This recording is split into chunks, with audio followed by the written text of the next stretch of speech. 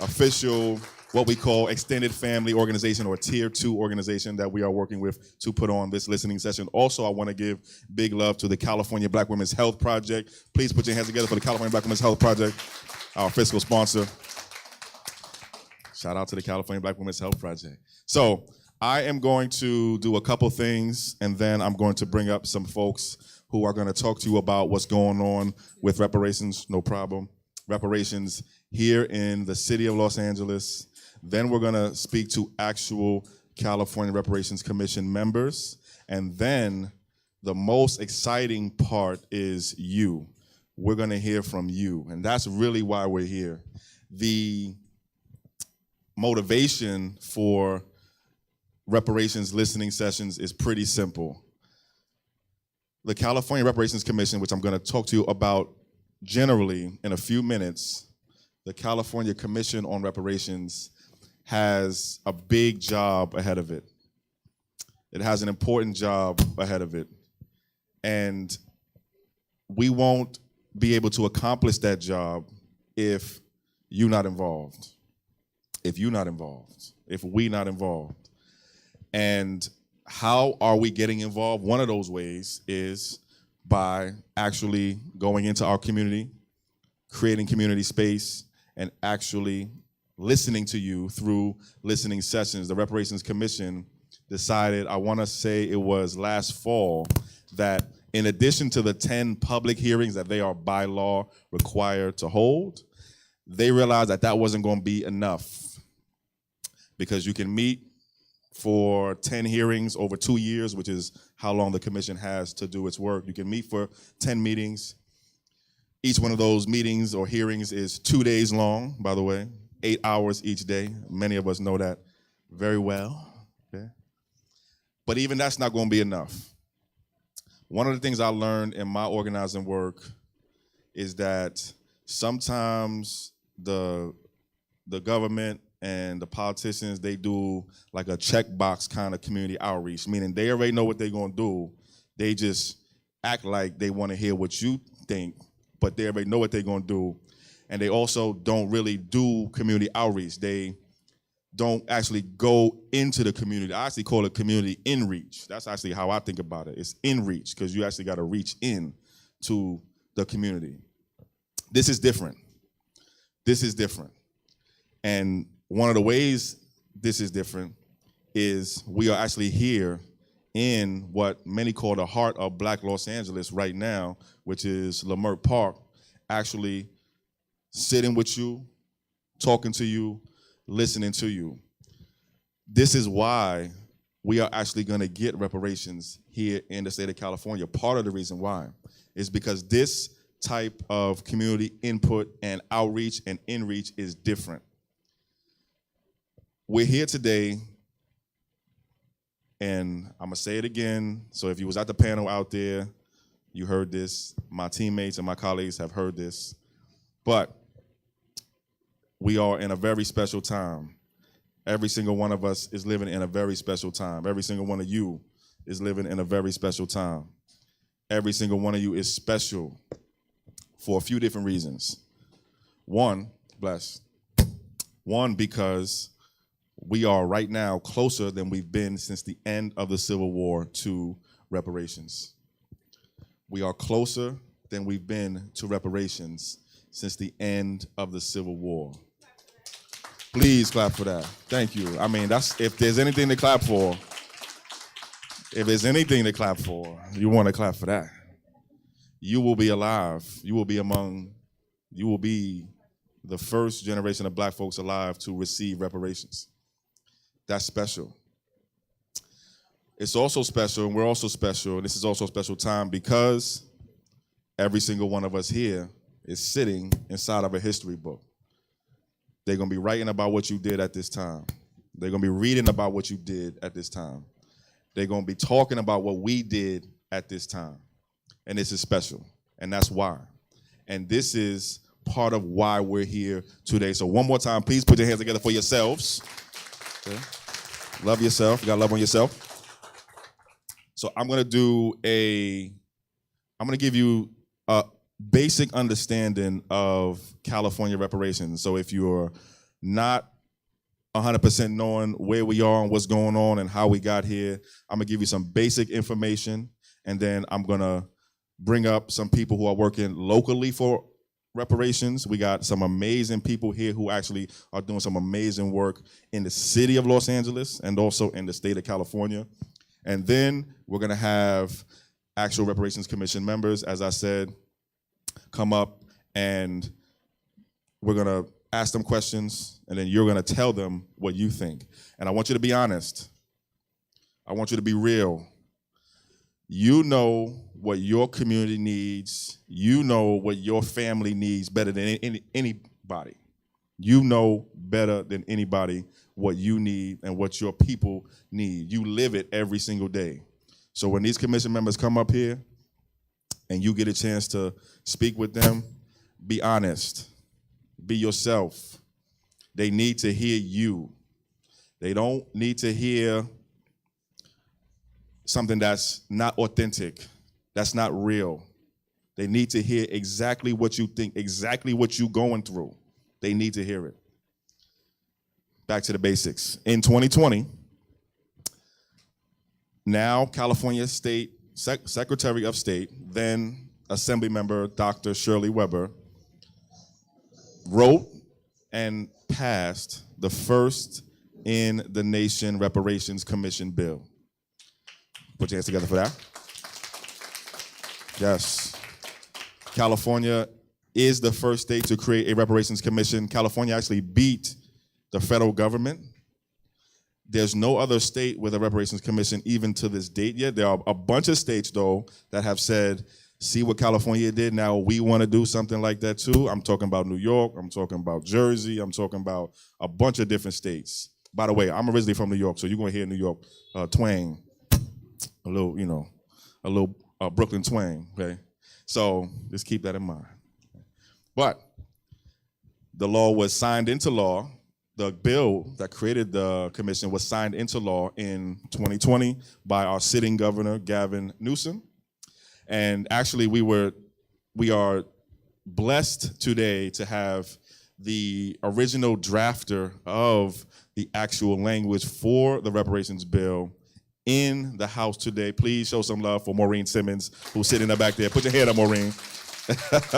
Working for Dr. Weber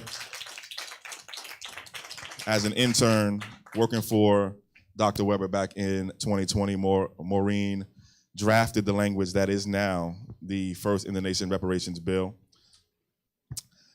But when the law was signed in 2020, that was just the beginning of the work.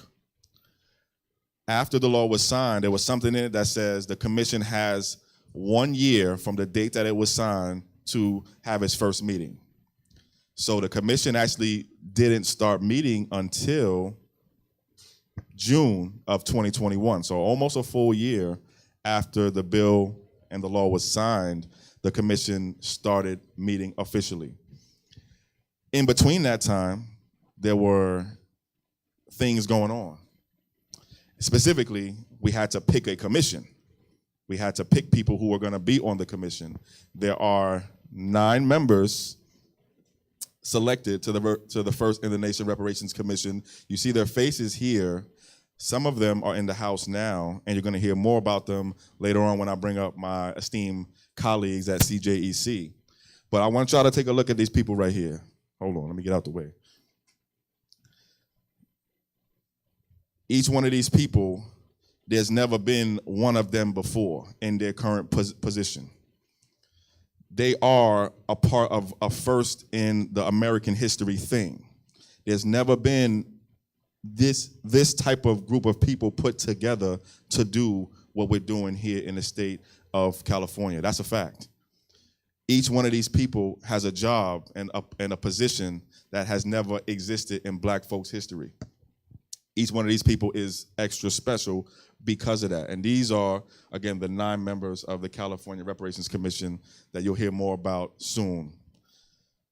A little bit more about just the basics, just so we have a common understanding, and hopefully this helps inform your thoughts and your questions and your ideas when you actually talk to some of these commission members.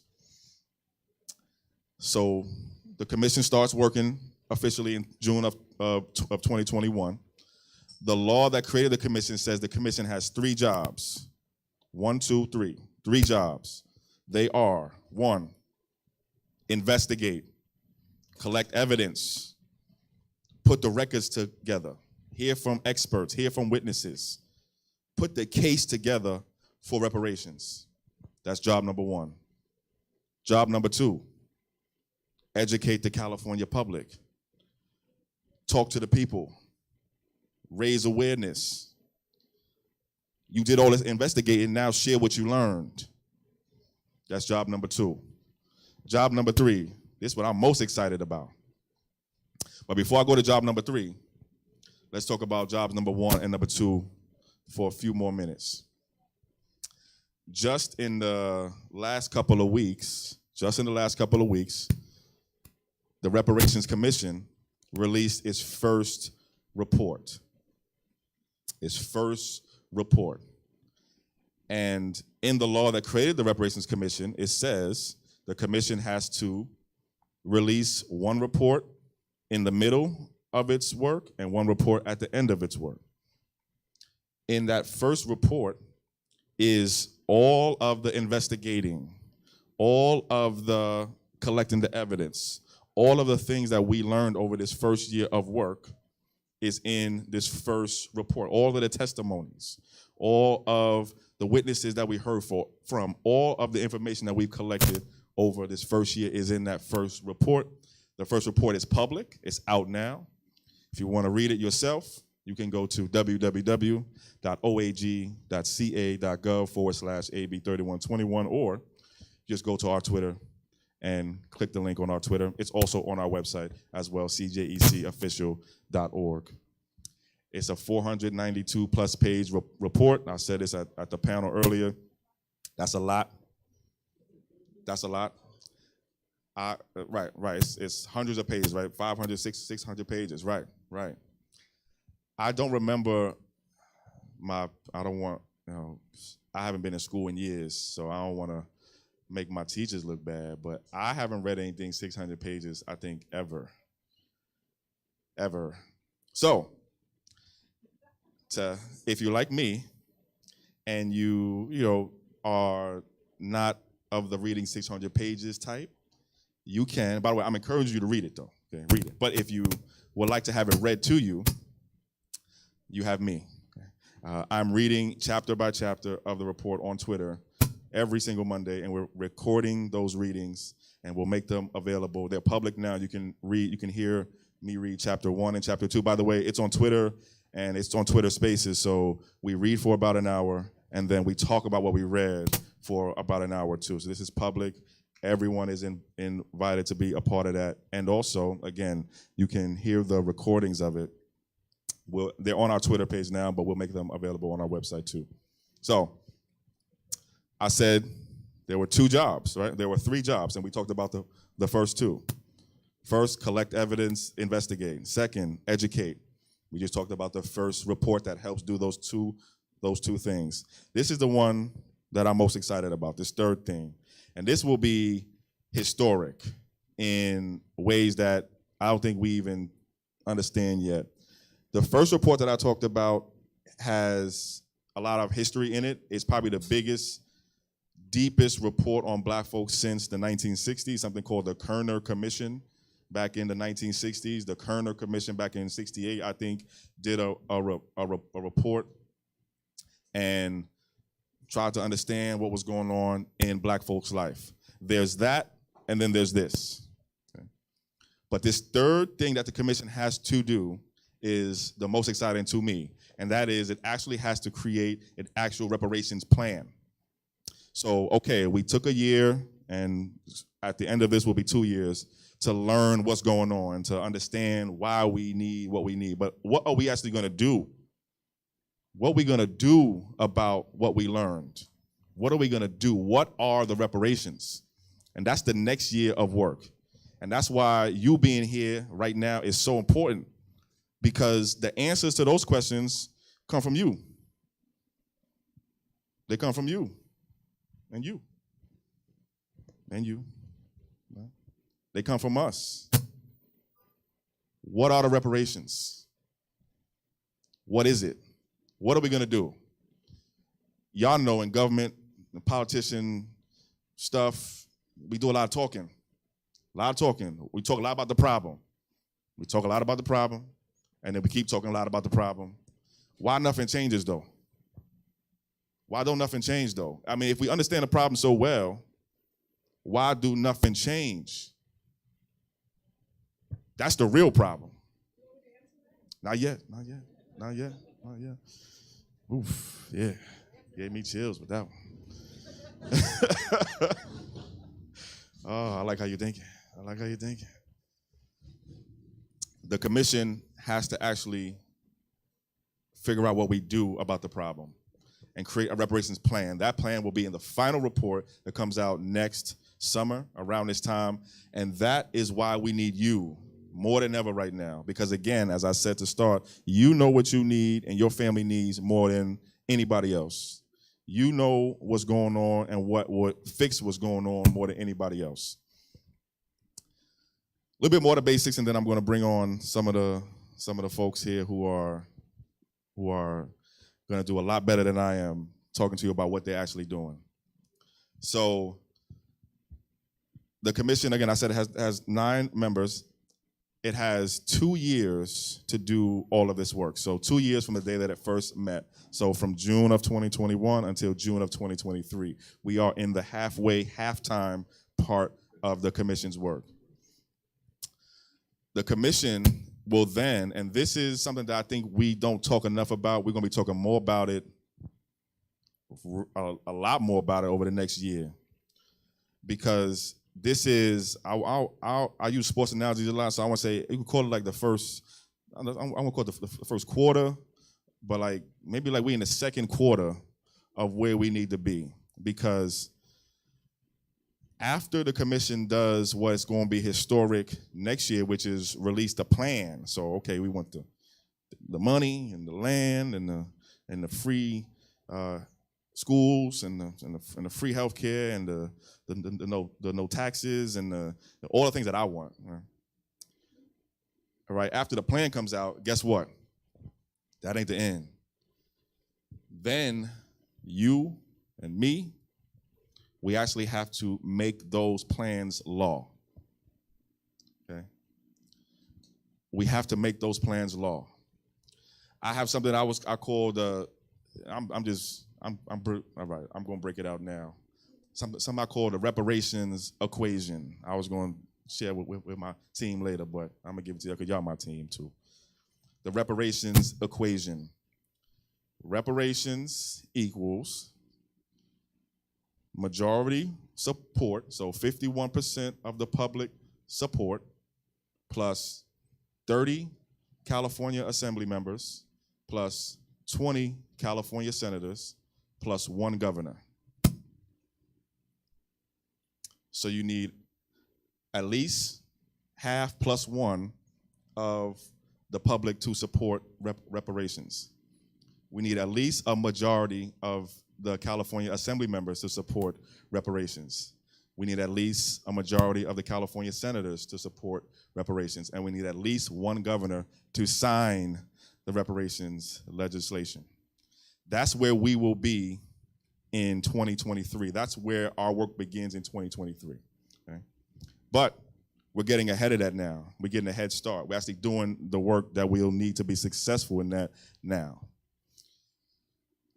There's one last thing I'll say about the California Reparations Commission, and then I want to bring on some of our first guests here. Let me get my phone right so I got the right kind of introduction and the right kind of credentials. So the last thing I'll say is, and this is something that I learned today, and I don't think we do this enough either, but I do want to point to our governor, Gavin Newsom. I don't think we've actually acknowledged his presence enough. You know, our group, we don't do candidate endorsements. We don't get down with that. But if it were not for the fact that we had a governor that was supportive of this, it would have been a lot harder to do. Do that, right on. You know, trust me, Politicians do things that you don't like. Politicians do things that you do like. And again, we don't endorse candidates. It's not endorsement for anybody. You know, there's elections going on this year, as I'm sure y'all know. We don't get down with the endorsements, but we just gotta, I mean, we black folks, we gotta give credit where credit is due. And for the fact that this person has supported reparations in the past and actually signed the reparations bill, you know, even on the last day, where's Tiffany at? Right? On the last day, you know, Tiffany had to get Ice Cube to call the, you know, governor. You know, Ice Cube, you know, pulled up for us. But I did want to acknowledge that we did and we do have a governor that is supportive of reparations. So with that, I want to stop talking. Okay, I want to bring up our first guest here to talk to you about some of the stuff that's going on here in the city of Los Angeles, and then this first guest I think will bring up some other folks too. So I want to introduce you right now to to David Price, of the Civil and Human Rights Equity Department here in the city of Los Angeles. David, come on up, brother. Please put your hands together for David. Come on. I'll give you the mic, brother. Thank you, sir.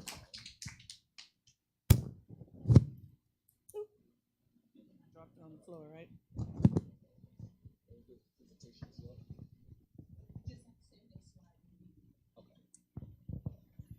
Good afternoon, everyone. My name is David Price. I serve as the Director of Racial Equity for the LA Civil Human Rights and Equity Department. It is a pleasure, it's really an honor to be here today introducing you to one department that is relatively new to the city of Los Angeles. Perhaps many of you have not heard of it yet. And so before I bring up member of the LA Reparations Task Force or the LA Reparations Commission, I want to first introduce you to the department that is tasked with leading the reparations work specifically for the city of Los Angeles. And I really want to make this differentiation. We thought that it would be a good idea. And when I say we, I really mean the organizers of this wonderful event, thought that it would be an excellent opportunity as the California Reparations Task Force comes together, that the city of Los Angeles, because we're having this conversation here today in Leimert Park, it would be smart for us to also bring the LA Reparations Commission to listen in, to learn, to understand, to get to know what the community is talking about to the California State Reparations Task Force, so that when we do our work, we're not starting from the beginning. We actually have somewhere to grow from and to go from. And so with that being said, next slide, please.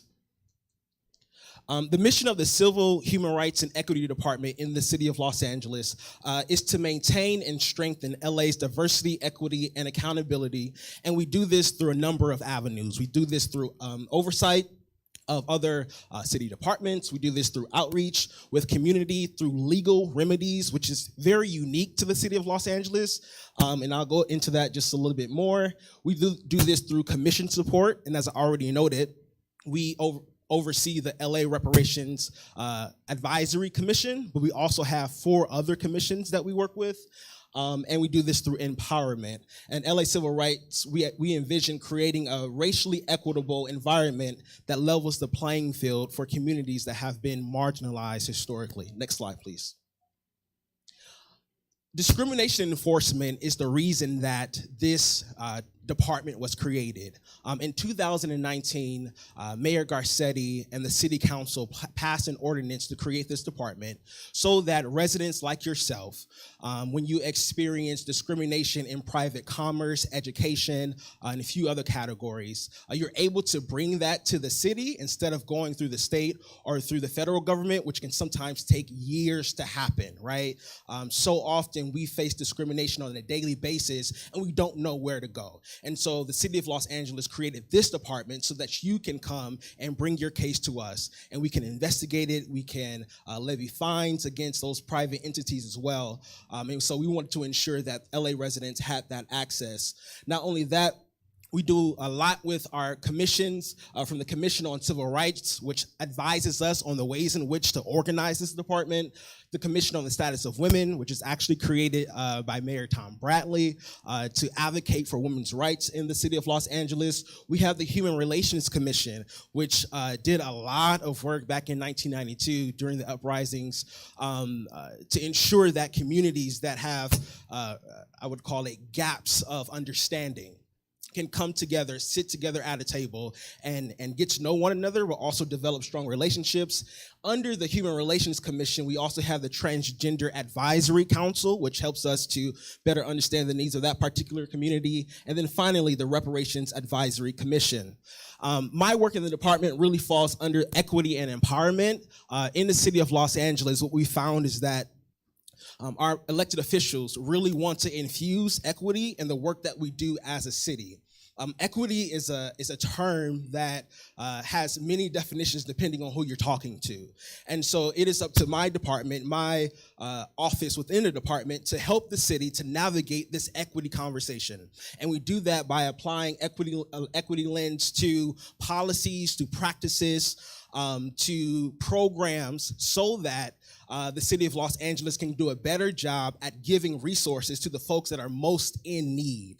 Oftentimes, the folks that are most in need don't have the time or the access to really advocate for themselves. And so it is up to us to bring you all's voices into that conversation using an equity lens. We do this through upward mobility programming. We have corporate diversity metrics through our Renew task force, where we are inviting corporations to come on board and pledge their support, and not only their support, but their resources to advancing equity in the city of Los Angeles. And we have a number of other programs, including community-based partnerships, COVID-19 equity relief, and youth engagement. And then finally, we do a ton of outreach and community engagement. On the back table there, you will find one of the next slide, please. One of the programs that I'm helping to lead, which is LA Repair. And I'll tell you a little bit more about that here, but it is really one of the most novel programs in the city of Los Angeles to engage communities. In this program, we are starting with 9 what we're calling repair zones. Repair stands for Reforms for Equity and Public Acknowledgement of Institutional Racism. Reforms for Equity and Public Acknowledgement of Institutional Racism. And this is just one of the ways that we engage the public in trying to hear your voice. LA Repair is participatory budgeting. It's a concept that started in Brazil in the 1980s. It is a concept, it's a program that happens in more than 7,000 cities across the world. So LA is a little bit behind, but we're catching up. And this will be our first time doing this program, where community members, even here in Leimert Park, will get to ideate, share your ideas about the ways in which you want to see government resources spent. We have $8.5 million to spend. Not only will you get to ideate about how these dollars are spent, but then our community-based organizations are going to come and propose ways to address those issues. Those proposals will be given back to the community for you to vote on which programs that you want to see implemented in your community. And then finally, those dollars will be sent to the relevant community-based organizations that wins based off of your votes. And so we want you to understand this program. We have some more information in the back about that, but this is just the work of the Civil, Human Rights, and Equity Department. We just wanted to introduce you to who we are and what we do and how we do that, so that when I bring up the vice chair of the LA Reparations Commission, you can understand the support that she has and the rest of the commissioners have in executing their work. And with that being said, I would like to invite Commissioner Kansa Jones-Muhammad to share a little bit more about the LA Reparations Advisory Committee. Thank you, David. Yeah, so now everyone knows my name.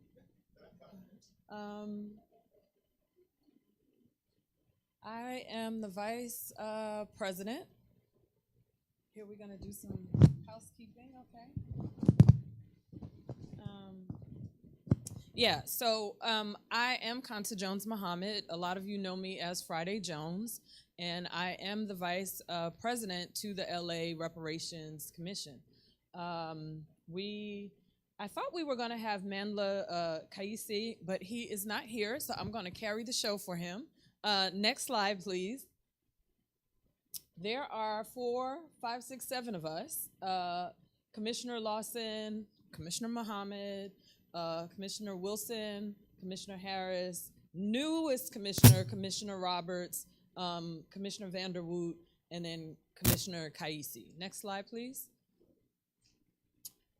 In terms of what we are tasked to do, or actually a little background and history before we get to that slide, but on June 18th, Mayor Garcetti announced the formation of Mayors Organized for Reparations and Equity. It's the MORE Group, the largest ever coalition of American mayors that are committed to moving the needle in action and advocacy that points toward justice and healing and the wounds of history. Mayor Eric Garcetti also established the LA Reparations Advisory Commission, a blue ribbon task force, and I'll explain what that means, through executive action. So his ability, almost like the president can write a presidential order, our mayor wrote through executive action this particular order. Black Angelenos uniquely have both local and state governments engaging in the conversation of reparations, and the commission focuses on LA's jurisdiction since the establishment of its charter, and LA's charter was established in 1925, just for context and timing. Blue Ribbon Task Force, what that means ultimately is we as commissioners actually have a great bit of range. We don't really have, if you were at the earlier panel talking about the state task force, they are bound by Bagley-Keene, which is an act that really limits how they can engage with the public. We are a blue ribbon task force. We do not have that kind of limitation. We can communicate with each other. We can engage with the public. We can more or less do, I don't want to say what we want, but we have great breadth in terms of what we can do and how we can engage. Next slide. In terms of our objectives, these are our main objectives. And one thing I'll mention about the MORE Group is when they were conceptualized, the idea was that there would be different municipal reparations commissions formed, and those commissions would come up with ideas. That was part of how they decided to work together, and so that you'll see sort of in these objectives. The first thing is we are responsible for developing, recommending, and advising on the format, function, and goals of potential reparations pilot program in the city of Los Angeles for a group of residents in an effort to confront and dismantle structural and institutional racism. The second thing we're responsible for is strategizing and seeking opportunities for public and or private dollars to fund the pilot reparations program. We're also responsible, number 3, for identifying an appropriate academic partner to assist in the formal process of developing and implementing a pilot reparations program. If you were at the earlier panel, UCLA's Bunch Center is who was chosen at the state level. We are responsible for finding a partner that would serve in the same capacity for the city's reparations task force. We are responsible, number 4, for maintaining an active relationship with community-based organizations. That's why we're here today. Academic institutions, civic and business organizations, and key stakeholders. And the last thing that we're responsible for is engaging relevant experts to inform and develop this particular pilot program. I can tell you from the conversations that our commission has had, even though we are responsible for developing a pilot program, our intention is to actually make robust recommendations so that the city can, kind of like the state task force, they can take the feedback that we get from community and from the public, and we can take what governance the city itself is responsible for, and we can make recommendations that the mayor and the city council can take upon themselves to do. So I just want you to know that even though this is our scope, we are expanding because we're Blue Ribbon, and we can kind of make up some of our own rules. Next slide. In terms of a timeline, so in a perfect world, this is how I'm going to phrase this slide. In a perfect world, we will get through what we're tasked to do in a year. In a perfect world. The world is imperfect, so you don't see dates here, but I want to just give you what the process itself is going to look like. So 1, establish a commission, the bylaws, and the leadership. I have heard some very interesting responses from community about this particular task force because we haven't been seen. This is our first public interface today. And part of the reason that we have not been seen is because we've been in phase 1. And we literally took a blank sheet of paper and developed with David's help, a lot of David's help, our bylaws and what that looked like, and then who was going to do what. And we have a president, a vice president, and I think we have a secretary. And we also have 2 subcommittees that have been formed. One subcommittee is for the RFPs, and what does RFP stand for? Request for proposals. Okay, so I had to learn that as a new commissioner. But the RFPs are what we are going to put out into the public in order to get our collegiate partner or our institutional partner and a couple of other roles that we determined were needed for this process. And so once those RFPs go out, we are going to procure our research partner. That's phase 2. Phase 3 will be, we will conduct community town halls with local residents and the experts that we bring in for our work. 4, we're going to actually develop the pilot program, solicit community feedback, and then submit to the mayor. So those are the processes we are at, and we are at stage 2 because I believe the RFPs will go out after our meeting this month, and so you'll see that. And I think at the end of this presentation, we'll have emails. So if any of you have recommendations, you can make those recommendations directly to us. Next slide, please. Next slide, please. I'm like, I see the mouse. It's not going. Oh, okay, here we go. And here is the email, civil and human rights at lacity.org, and then there's the 213-978-1845. Thank you for allowing me this time and space. If there are questions, I think can I take questions? Okay, if anyone has any questions for the LA Commission, yeah, come on up to the microphone. Thank you, and good morning, everybody. Thank you. I hope I can be heard. I do want to ask, for those of us that don't live in LA City, but LA County, would either of your programs be expanding countywide soon? So we have not interfaced with the Board of Supervisors to date. That is something that we could do. I guess if there's enough of an ask for that, that's something we could do to bring them in. I know in terms of the city of LA, there is an interface office with the Board of Supervisors, and we could, but that's not something that we are tasked to do in terms of county, because county is a separate body and it has its own governance and its own budget that's separate from the city of LA. Thank you. Please know that we'd want it too at a countywide level. Okay.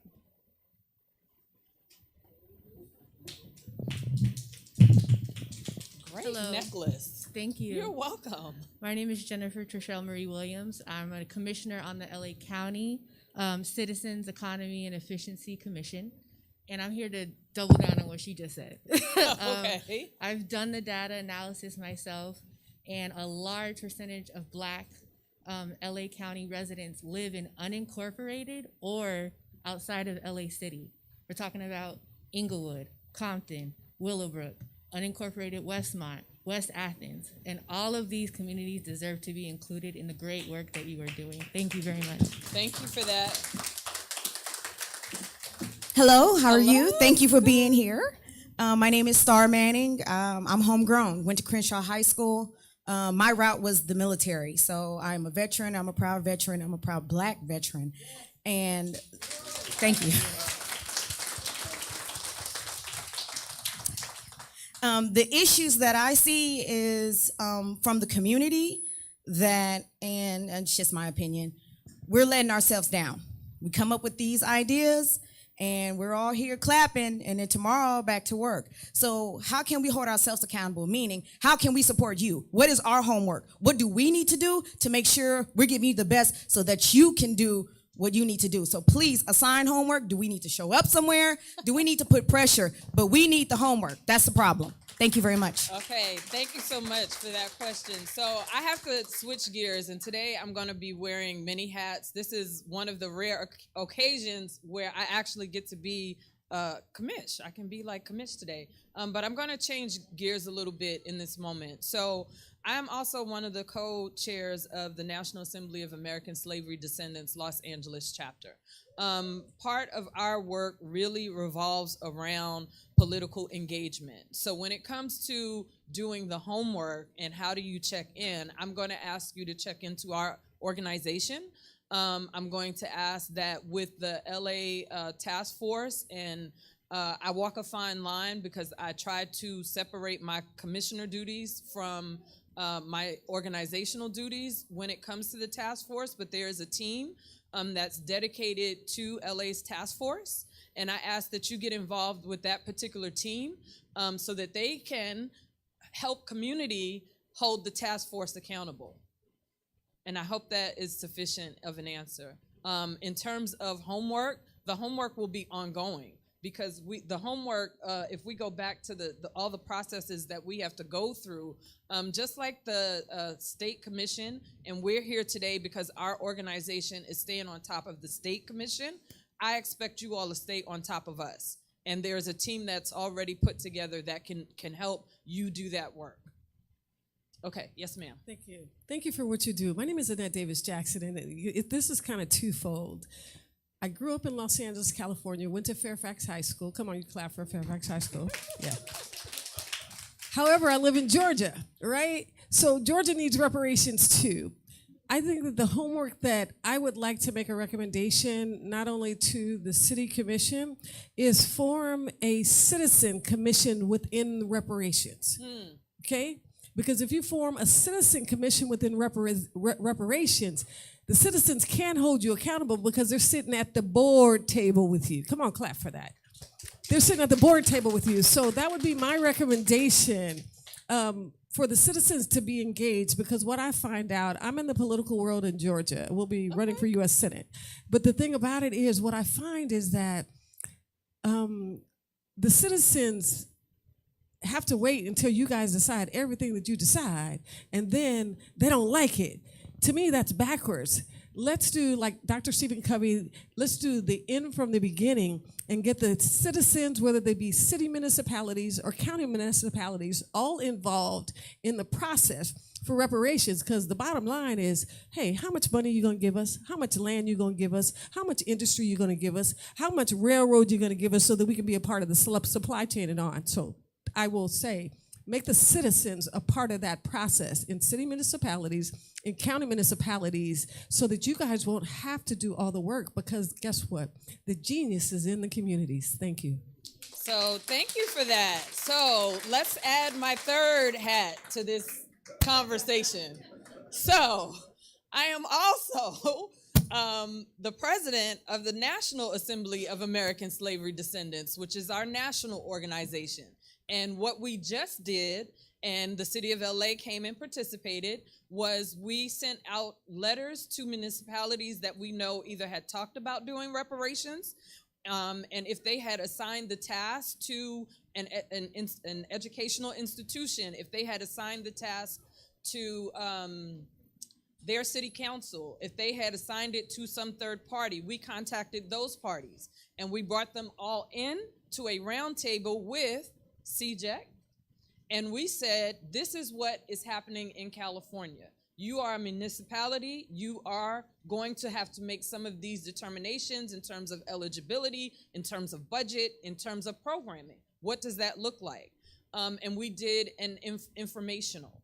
And we told the municipalities, if you have grassroots organizers who are supporting your initiative, to come, bring them to the table. And we're going to continue to do that quarterly. We haven't formed a commission. I'll take that back to my national board. But we are going to do this and to continue to do this because we see that we're in a different time. We're in a time where the nation is ready to do the work. And to the extent that they're ready to do the work, everybody can't be in a silo. We have to pull people together. I think for us in particular, you're from Georgia.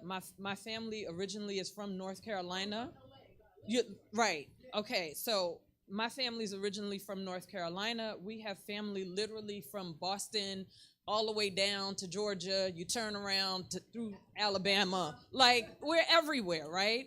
And so in order for there to be continuity and consistency in a reparations movement, you have to have all the people kind of moving at the same drum. So I hear you, and I would say if you go to NAASD.org, that is the national organization, and I would love for you two ladies in particular, let's make sure we get information. We get some information to David, but this is how we work and how we've managed to be so effective in California in terms of reparations in general is because we deal at the federal level, we deal at the state level, we deal at the city and local level.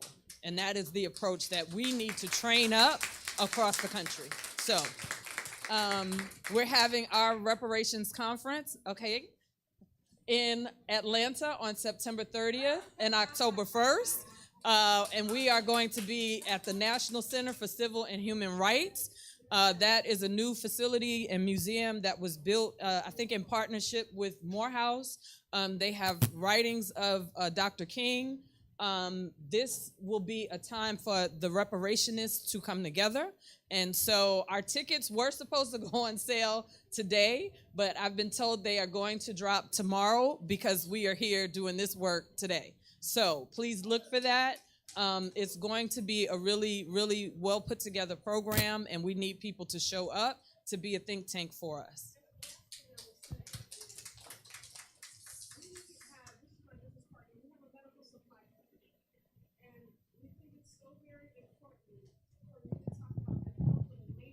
Mm-hmm. The health of the nation as you go to do the reparations, because it's about the health of our nation and all these.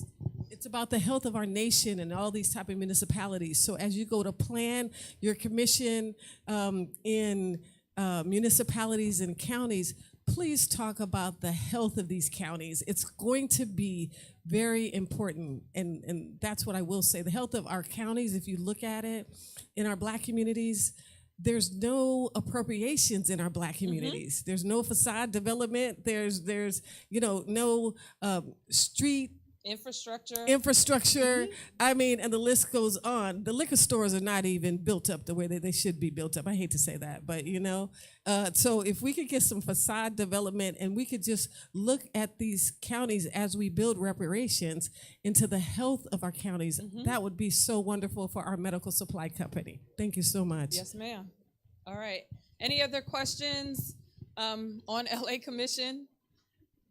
If not, I think that is a wrap, and I'm going to turn it back over to Brother Chris. Thank you so much for being here today.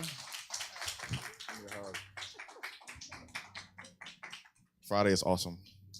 Friday is dope. Oh, first of all, I want to keep the energy going. I want y'all to say one word after me. Reparations. Reparations. Reparations. Okay, now we're going to give some stuff away. I was just told. Okay. That's right. Okay. So, we was doing this yesterday, too, at the mixer. Okay. So, all right, we're going to give some stuff away because that's what we do. So I'm going to ask a question based on something that was said here by from our first presenter, or for one of our first presenters, and then first person to get the answer right, you get this very nice set of candles. Okay, all right, right on. Yep, very nice. So, all right. So I want you to name for me the office that the brother David Price works in. What is the name of the office that? Oh my goodness, she was. If you was there yesterday, come on. Hold on. Let me come over here. The Civil and Home Rights and Equity Department. That's it. There it is. Come on down. Oh my goodness. You cleaning up. She's coming for the gifts. Okay. All right. Mad candles. All right. Next up, we're going to do one more. This is a laptop charger, I think. This is a laptop charger. Okay. This looks expensive. Okay. So, name for me the coalition of mayors. What is the name of the coalition of mayors that I saw a hand go up? Hold on. Let me come over there. Hold on. Yes. Is it called more? That's right. That's right. Come on down. Let me get you this here. Okay. All right. Here you got a laptop charger. You're welcome. Great questions, by the way. Okay. So, next up, I want to bring up, actually, I'm going to bring somebody that you just, my brother. Oh, my brother, all the way from the Bay Area. Hey, how you doing, sis? How you doing? Good to see you. So, I want to bring up now two people that I work with and have worked with for years, and then they're going to bring up some of the Reparations Commission members. They're going to have a couple of questions for them, and then y'all going to talk to them. That's really what we're doing next, okay? Because that's why we're here. We're here to hear from you. Okay? That's why we're here. Again, as Friday was saying, as the brother David Price was saying, this ain't going to work without you. Okay? You know everything that you need, and we need to know that. So I want to bring up two people who right now have a ongoing, I think it's every fourth Sunday of the month on YouTube podcast, I'm getting a head nod, podcast, that the two people who have been active in the reparations space and what we call the new generation of reparationists for several years now, two people who have been at the core of why we have California reparations, and one of those people you actually just heard from. Okay? So without further ado, I want to bring up my brother Chad Brown and bring Friday Jones back up here of Politics in Black. Come on back up here, get up here. Come up here, do your thing, brother man. Y'all sit on, because we need the commissioners to sit on the other side. Test. Yep. How y'all doing? Ooh, I'm loud.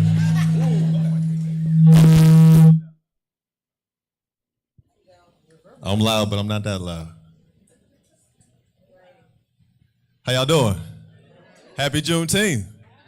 Happy Father's Day. Yes, happy Father's All Day. right. Yeah, no, this is a great, y'all beautiful black people. I love being here. I really love being here.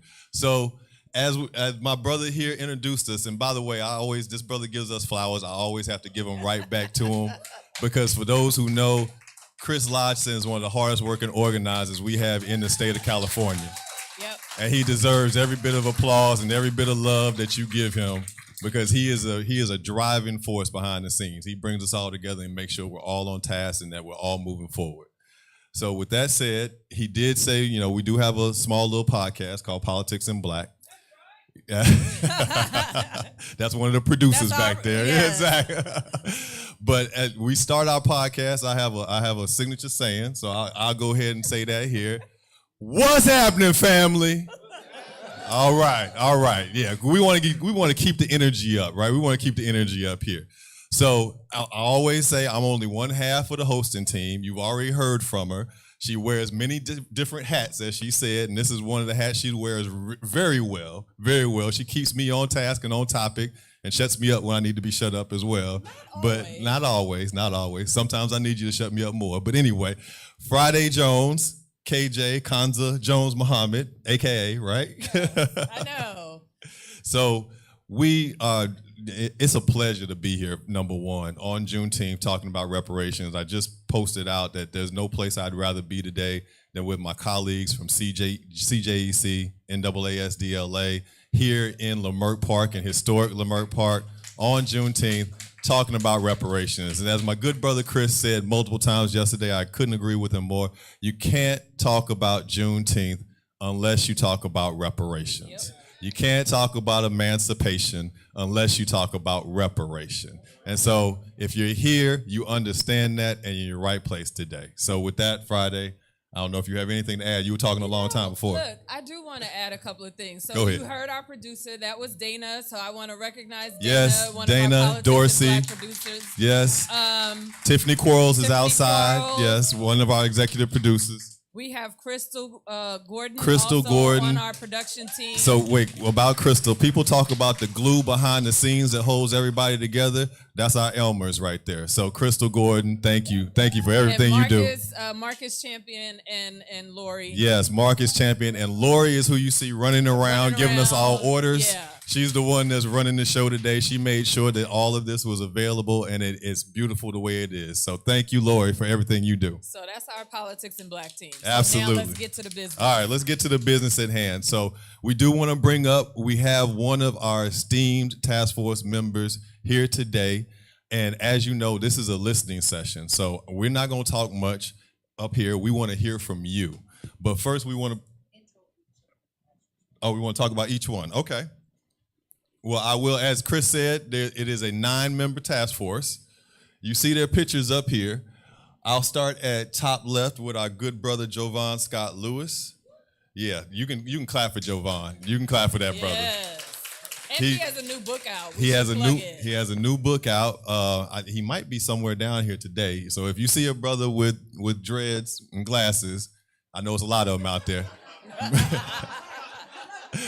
But if he looks like that, that's our brother Jovan. Please say hello to him, right? And so, brother Jovan, let me pull up his bio because I do not want to get any of this wrong here. I want to make sure we are giving him his proper due. So he is a PhD and economic anthropologist and geographer who researches reparations, the political economy and of inequality and race in the United States and the Caribbean. His current work focuses on the history and contemporary circumstances of the historic Black community of Greenwood in Tulsa, Oklahoma, and the consequences of the 1921 Tulsa Race Massacre. He is an associate professor and chair of the Department of Geography at the University of California, Berkeley. And what I want to call out particularly about our brother Jovan Scott Lewis is he is a Jamaican brother, but he made the motion at the March task force meeting for lineage-based reparations. He also gave a really beautiful explanation and definition of what it meant to be Pan-African. And one of the things that he talked about was the idea that Black Americans, particularly those of us who have come out of chattel slavery, lived through Jim Crow, were sharecroppers, experienced the Great Migration, that we deserve peoplehood, and as members of the diaspora, we have to recognize each other's peoplehood. Yep. And I thought that was a beautiful way to really explain how we should be accountable in holding each other up. Absolutely. When we talk about allies, Jovan Scott Lewis, he's exemplary of what an ally should be. All right, so moving to the right, we have Donald Tamaki, and Don Tamaki is known for his historic work serving on the pro bono legal team that reopened the landmark Supreme Court case of Korematsu versus United States, overturning Fred Korematsu's conviction for refusing incarceration during the mass incarceration of Japanese Americans during World War II and providing a key legal foundation in the decades-long Japanese American redress movement. So our brother Don Tamaki has relevant experience in the Japanese community. As we all know here, Japanese Americans were able to achieve redress here in America for their unlawful internment during World War II. So we are very happy to have brother Tamaki on the task force. And let's recognize also where we are. Crenshaw is a place where many of the interned came and settled to after internment.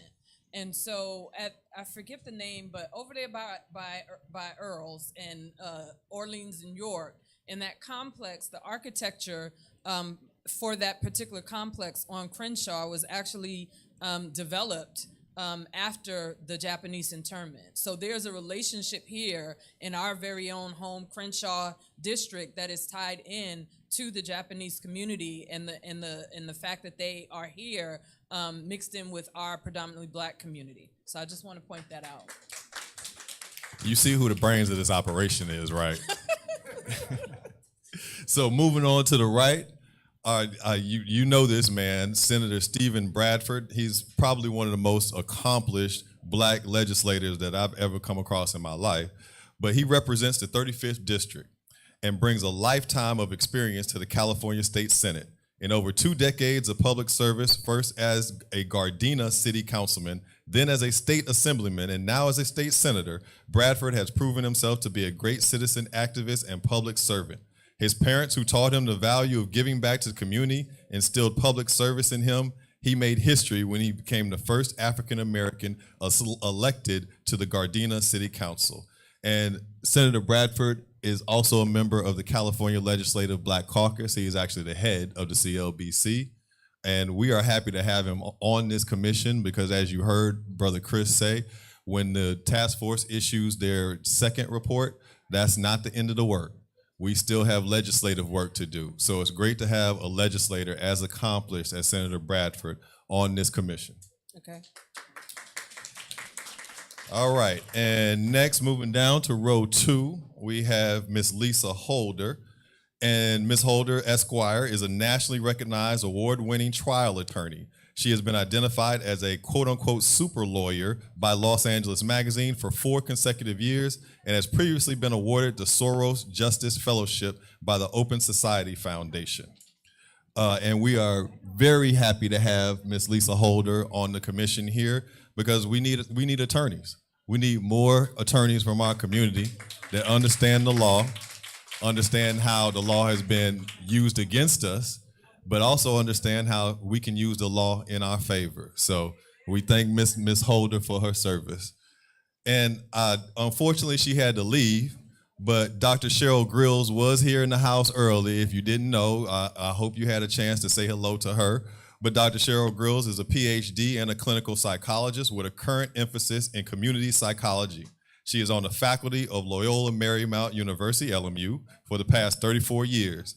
She is a professor of psychology, director of their Psychology Applied Research Center, and president's professor in their College of Liberal Arts. Dr. Grills is a national past president of the Association of Black Psychologists and currently serves as the commissioner and vice chair of the Los Angeles County Civil Brand Commission for Institutional Inspections. So again, we are happy to have a variety of skill sets and talents on the task force. And Dr. Cheryl Grills brings with her a wealth of experience that mental in health component psychology. in Yes, the absolutely. 500-page report, I Absolutely. think had a lot to. She had a lot to do. That's an incredible mental health contribution. piece. We understand that we have been suffering here in this country for centuries. So there's some mental trauma there that we have to address, right? We have to talk about it, and we have to get over those obstacles. All right, and moving on, we have our sister, the good councilwoman from San Diego, Monica Montgomery Stepp. Yeah, Monica Montgomery That is Stepp. not what that says up there, but that is who that is. Yeah, we got a little confusion on the names, but this is Council Member Monica Montgomery Stepp, and she represents the 4th Council District in the city of San Diego. She was the first one to come on Politics in She Black. was the first one to come speak to us when she had no idea who we were. We were calling her up and say, "Hey, we want to talk to you since you got selected to this commission." I think we were the first people to reach out to her too. I'm sure were. Yeah. But she earned her bachelor's degree in political science from Spelman. Shout out Spelman. Whoop, whoop. And a JD from the California Western School of Law. With a combination of knowledge and passion, Monica is dedicated to improving and uplifting the city of San Diego as a whole and the people in the 4th Council District. And I also want to call out Council Member Stepp because we talked about Jovan Scott Lewis, who made that motion for Lineage. Well, Council Member Stepp, she seconded it. So that's why we got to the point of having a vote for Lineage reparations here in California. So I'm going to save the best for last with our Chair Moore, and I'm going to move over to Reginald Jones Sawyer here, who you all are probably familiar with, one of our Assembly members. And Assemblymember Reginald Jones Sawyer represents the 59th Assembly District, including the communities of Huntington Park, Florence Firestone, Walnut Park, South Los Angeles, and Exposition Park. Jones Sawyer also serves as the chair of the Assembly's Public Safety Committee and is a vital member of the Assembly's governmental organization, Labor and Employment and Budget Committees. So again, we have legislative work to do after this second report comes out. We are appreciative of the legislators that we have on this commission, and Assemblymember Jones Sawyer, I'm sure, will play a vital role in making sure that some of the proposals, the legislative proposals and bills that come out of this commission make it to the governor's desk and get signed into law. So we're appreciative of him. And now, the pastor, moving Dr. on to our vice chair, the good pastor, Dr. Amos C. Brown. And by the way, he's from Mississippi, so he's one of my favorites on here because I'm from Mississippi. But Amos C. Brown is in San Francisco, and he is a renowned civil rights leader who studied under Dr. King. He did a lot. I will say that. He did a whole lot. But I'm going to skip some of the paragraphs. And I'm just say Brown has been a pastor at the Third Baptist Church of San Francisco since 1976. He was a pastor at Pilgrim Baptist Church from 1970 to 1976 and at St. Paul's Baptist Church from 1966 to 1970. He is president of San Francisco branch and a member of the board of directors of the NAACP. And he earned his Doctor of Theology degree from the United Theological Seminary and a Master Theology degree from Crozier Theological Seminary. So, as you know, we're working on reparations, and God's all in this. So we are very grateful to have Dr. Amos Brown as vice chair of the California Reparations Commission. You have to love his historical anecdotes. You have to love Dr. Brown. He's got a story for everything on the task force. If you tune in, he will give you a history lesson that you needed in your life. Yep, the grandfather you didn't know you needed. So, and now I'm going to go to our task force member who was here and present with us today. She is the esteemed chair of the California Reparations Commission, and she's just one of our good sisters and a champion for our people. Her name is Camilla Moore. And Camilla Moore is a reparatory justice scholar and an attorney with a specialization in entertainment and intellectual property transactions. As a law student, Moore contributed to human rights reports related to domestic and international human rights issues, including but not limited to racial inequality in Brazil, the human right to sanitation in Lowndes County, Alabama, and the human right to remedy for indigenous Black women affected by racialized gender violence in Papua New Guinea. While studying abroad at the University of Amsterdam, Moore wrote a master thesis exploring the intersections between international law and reparatory justice for the transatlantic slave trade, chattel slavery, and their legacies. She earned her Juris Doctorate degree from Columbia Law School in New York City, a Master of Laws degree in International Criminal Law from the University of Amsterdam, and a bachelor's degree from the University of California, Los Angeles. She was appointed to the Reparations Task Force by Speaker of the Assembly, Anthony Rendon, who we thank for selecting this absolutely brilliant sister. Chair Moore. And so with that, I think we're going to move to just some quick, we only have the chair with us here today. Are we going to move to a Q&A? Is that the plan, Lori? Yeah, come on Okay, up. you want to come on up here, And Camilla? then we'll have Senator Bradford he's on his way in. He's about 5 minutes out. And so. He's parking, okay. Okay. And we've got Chair Moore here, though. And so we'll start with you, Chair Moore, since you are heading the California Reparations Commission now and doing an excellent job, by the way. Yes, ma'am. Y'all can clap again for that anytime you want to. But let's start, Chair Moore, because you have set out a specific direction for the task force? It started on day one. It started on When- day one. Absolutely. You started with the whole process of figuring out who was going to be the chair and the vice chair, and immediately I think you set the tone. Absolutely. So talk to us a little bit about where that came from, because if you didn't know, the sister looks 16, but she's 30 years old. But that's still young if you're asking an old gray-haired man like me. At 30 years old, this sister is leading this historic monumental task force, and she is doing an excellent job of it. So I just want to know where that comes from. So we read the words in your bio, but talk to us about the passion. Sure. Well, I was born and raised right here, Vernon and 9th Avenue, essentially Lamert Park. And so I was surrounded, you see every Sunday, the drum circles, I was surrounded by African-American history and culture and pride. And also my family just raised us to be super proud of our culture. As a child, even I loved to read, and as a child, I even read slave narratives. So I don't know how many children out there are reading slave narratives, but, it was just, intrinsic in terms of, my passion for learning about my people. And, as a child, I learned about, through, oral testimony from my family members, about the broken promise of Reconstruction, about 40 acres and a mule that, our ancestors were owed, but were denied subsequently after the broken promise of Reconstruction. And so, that's something that I brought alongside with me, that passion. When I went to UCLA, I was the chairperson of the African Student Union.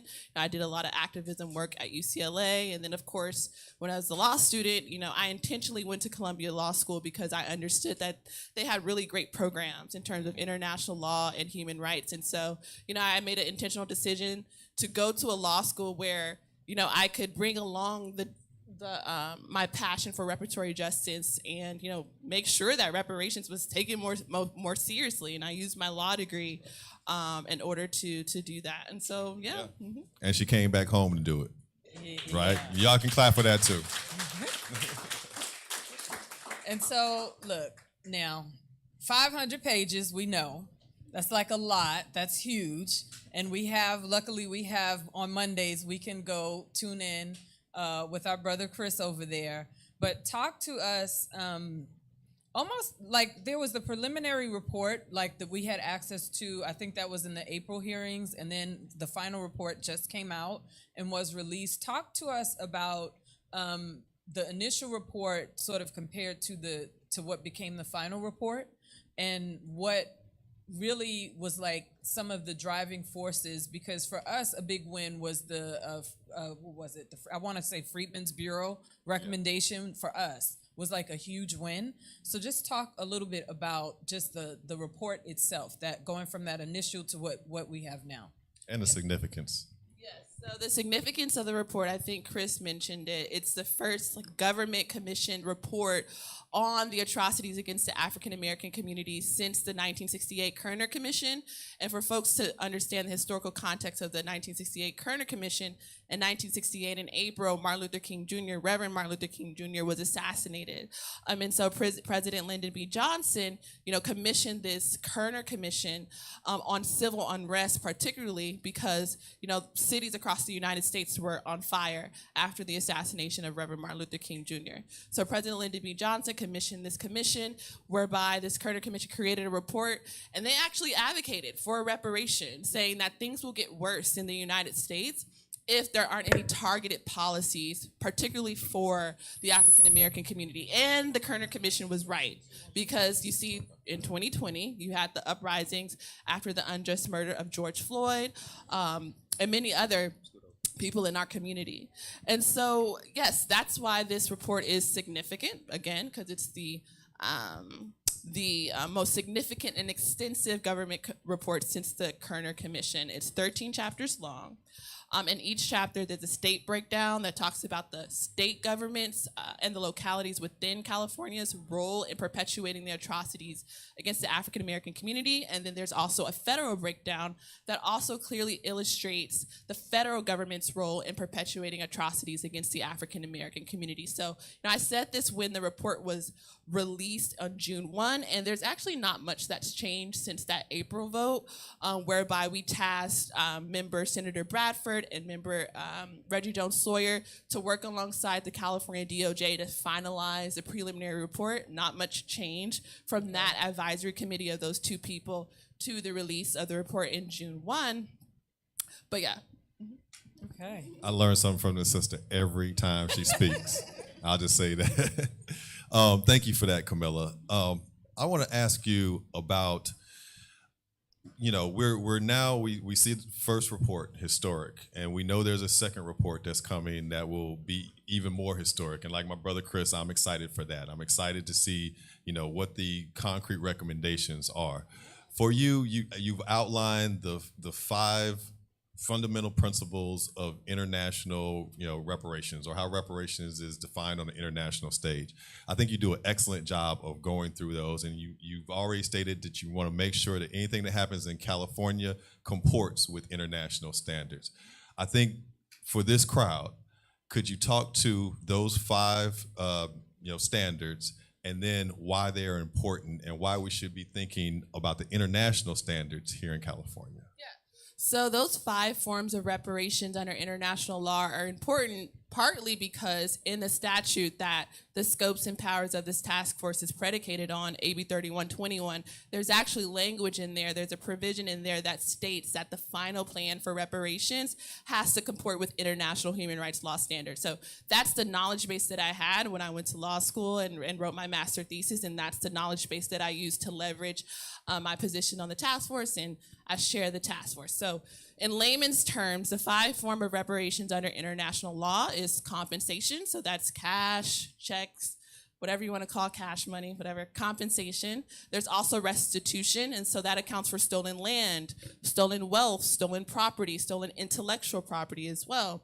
There's also rehabilitation, so that could look like free health care from cradle to grave, free education from cradle to grave, free legal services and other forms of social services. There's also satisfaction, so that points to more symbolic forms of reparations, like a formal apology, which the state of California is mandated to provide to freed African slaves and their descendants. And then lastly, the 5th form of reparations under international human rights law standards is guarantees of non-repetition. So essentially that points to, more structural policy changes to ensure that the victim group, that being the direct descendants of chattel slaves in this country, are no longer harmed.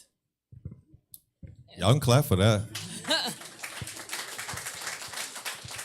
For this audience, language we know matters, and you did a presentation on African American and the importance of us using that particular language with the report that was published. So can you share with our audience that may not have been present for that particular presentation why that language is so important? Well, at the April meeting, the task force decided to pretty much change the language in the report from Black American to African American.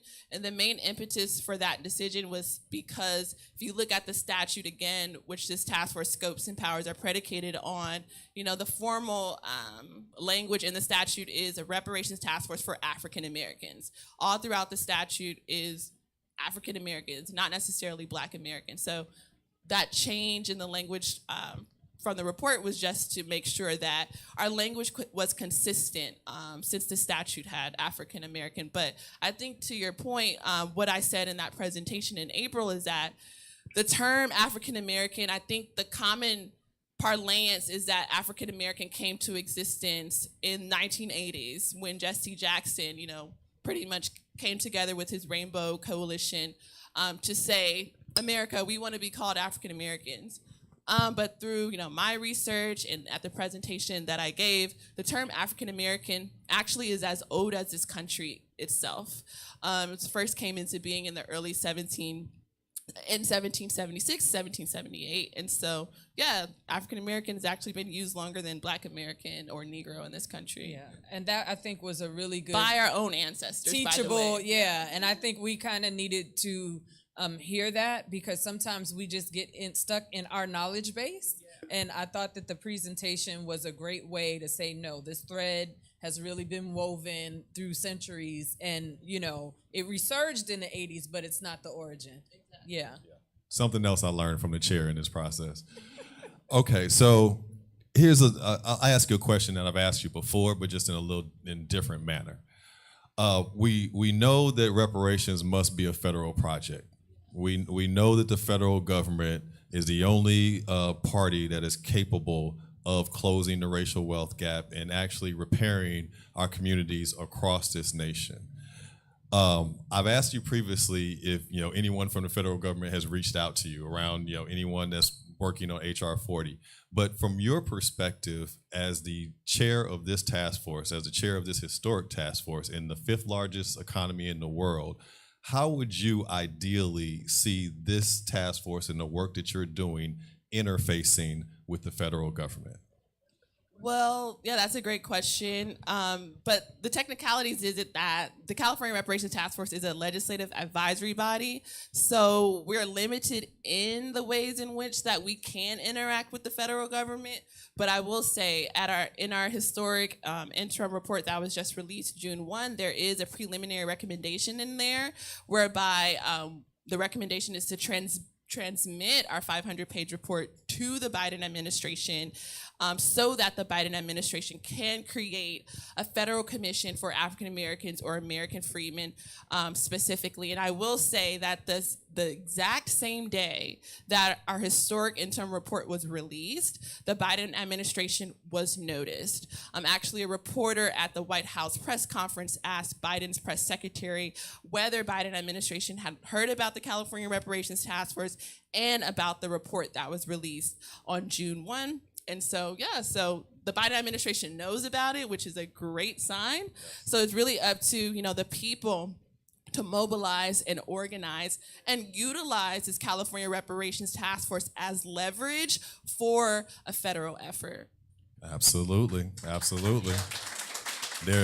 And in case you didn't know, there will be an election in 2024. And if someone is asking for your vote, you need to ask them their position on reparations. Okay. 2022 too. You're right. This year as well. I'm just the president. I'm just talking about the president. Yeah, but you're right. In November of this year, absolutely, locally. So today we're gonna hear from community, and we're going to take ideas. They're going to express and/or ask questions. Thus far in the process, what have been some of your more memorable recommendations that may have come directly from community? Yeah, so the establishment of a California African American Freedmen Affairs Agency is something that came directly from the community. Also, there's some preliminary recommendations in there related to education that came directly from the community, like free education from cradle to grave for African American descendants of chattel slaves, or even the state allocating resources so that Black Americans can create their own schools in the state of California. Yeah, community matters. Your input matters, and we're going to get some more of that input here in just a second. So, Camilla, I've said this multiple times. You are doing an incredible job, and the task force is doing an incredible job. Thank you. They're great. But we know things haven't been perfect. So my question to you is, if you, looking back now, you've learned a lot. Looking back, what would you do differently if you could do it all over again and start from, governor signing the bill to your appointment to the task force or selection to the task force to now? What would you change if you could wave that magic wand? I wouldn't change much of anything, actually. I think maybe, and this change probably would have to have happened actually before the task force was actually impaneled, which would be like inserting some language in there in AB 3121, which again, the scopes and powers of the task force are predicated on. Some language in there around a communications consultant, because it's pretty transparent. We're still dealing with issues related to communication.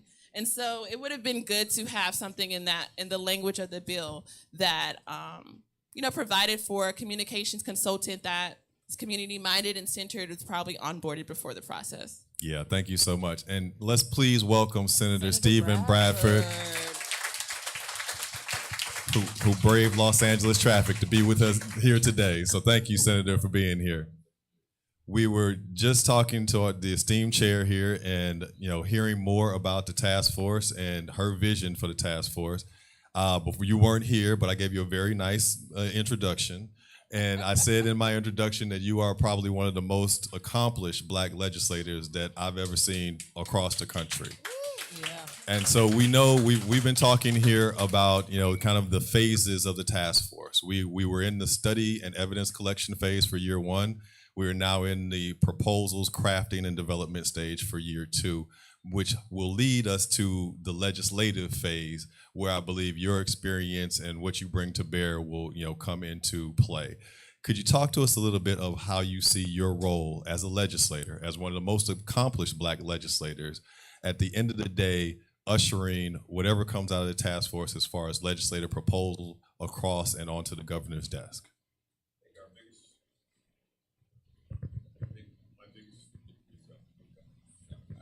I think my biggest challenge is going to get the necessary votes out of my House, the 21 that we're going to need out of the Senate and the 41 out of the Assembly. So it's getting our allies not to just say they support reparations, but be about it and cast the vote. And many of my colleagues, it's going to be a real, test the profile and courage, because many of them all say that they support this, but I remember 2 years ago when we were talking about George Floyd, and we all took a knee on the west steps of the Capitol, but when it came down to pass real police reform a year later, a lot of them found reasons not to vote for it. So that's going to be my biggest challenge, is just making sure my colleagues are educated as to what all is here, and make them own up to the promise of this nation to African Americans, that we are entitled to this. Yes. As I've often stated, if you can inherit generational wealth, you can inherit generational debt. And this nation has generations of debt owed to the African Americans, because we wouldn't be here without them. Thank you for that. Thank you for that. Yes, you can clap for that. And as a follow-up question, because a young woman asked earlier for the marching orders for the community. That was going to be my That was your next question. See, we share our brains sometimes. So, Senator Bradford, we understand the task that you're going to take on as a legislator. How can the community support you? What can the community do to assist you in that task? Be engaged, and not only call your legislators who represent you, but the 39 other ones in the Senate and the 79 other ones in the Assembly. I mean, they have to hear from us. And far too often we complain to the wrong people. Our legislators need to hear from us, because we do respond to the calls, the emails. I mean, if you put enough pressure on us, they do respond. They do listen, but many times we're not doing that. We complain to one another, but we don't call the right people. So it's about making sure legislators and even the governor's office hears from us. And I mean, it's critical. Your voice does matter. It does matter, and many times we don't take advantage of the power that we actually have. So, Senator Bradford, thank you for being here. My question for you is in that vein. So we had, where is he from? He's from South Carolina. Clyburn came here, visited with Karen Bass, took a tour of our Skid Row, and had an unfortunate reality check of how bad the homelessness problem is. We know that in our state, it's predominantly Black men that are unhoused. And I think from his comments after the fact, there was an understanding that not only did his constituents matter, but in terms of legislation, right, that the impact on the nation kind of matters.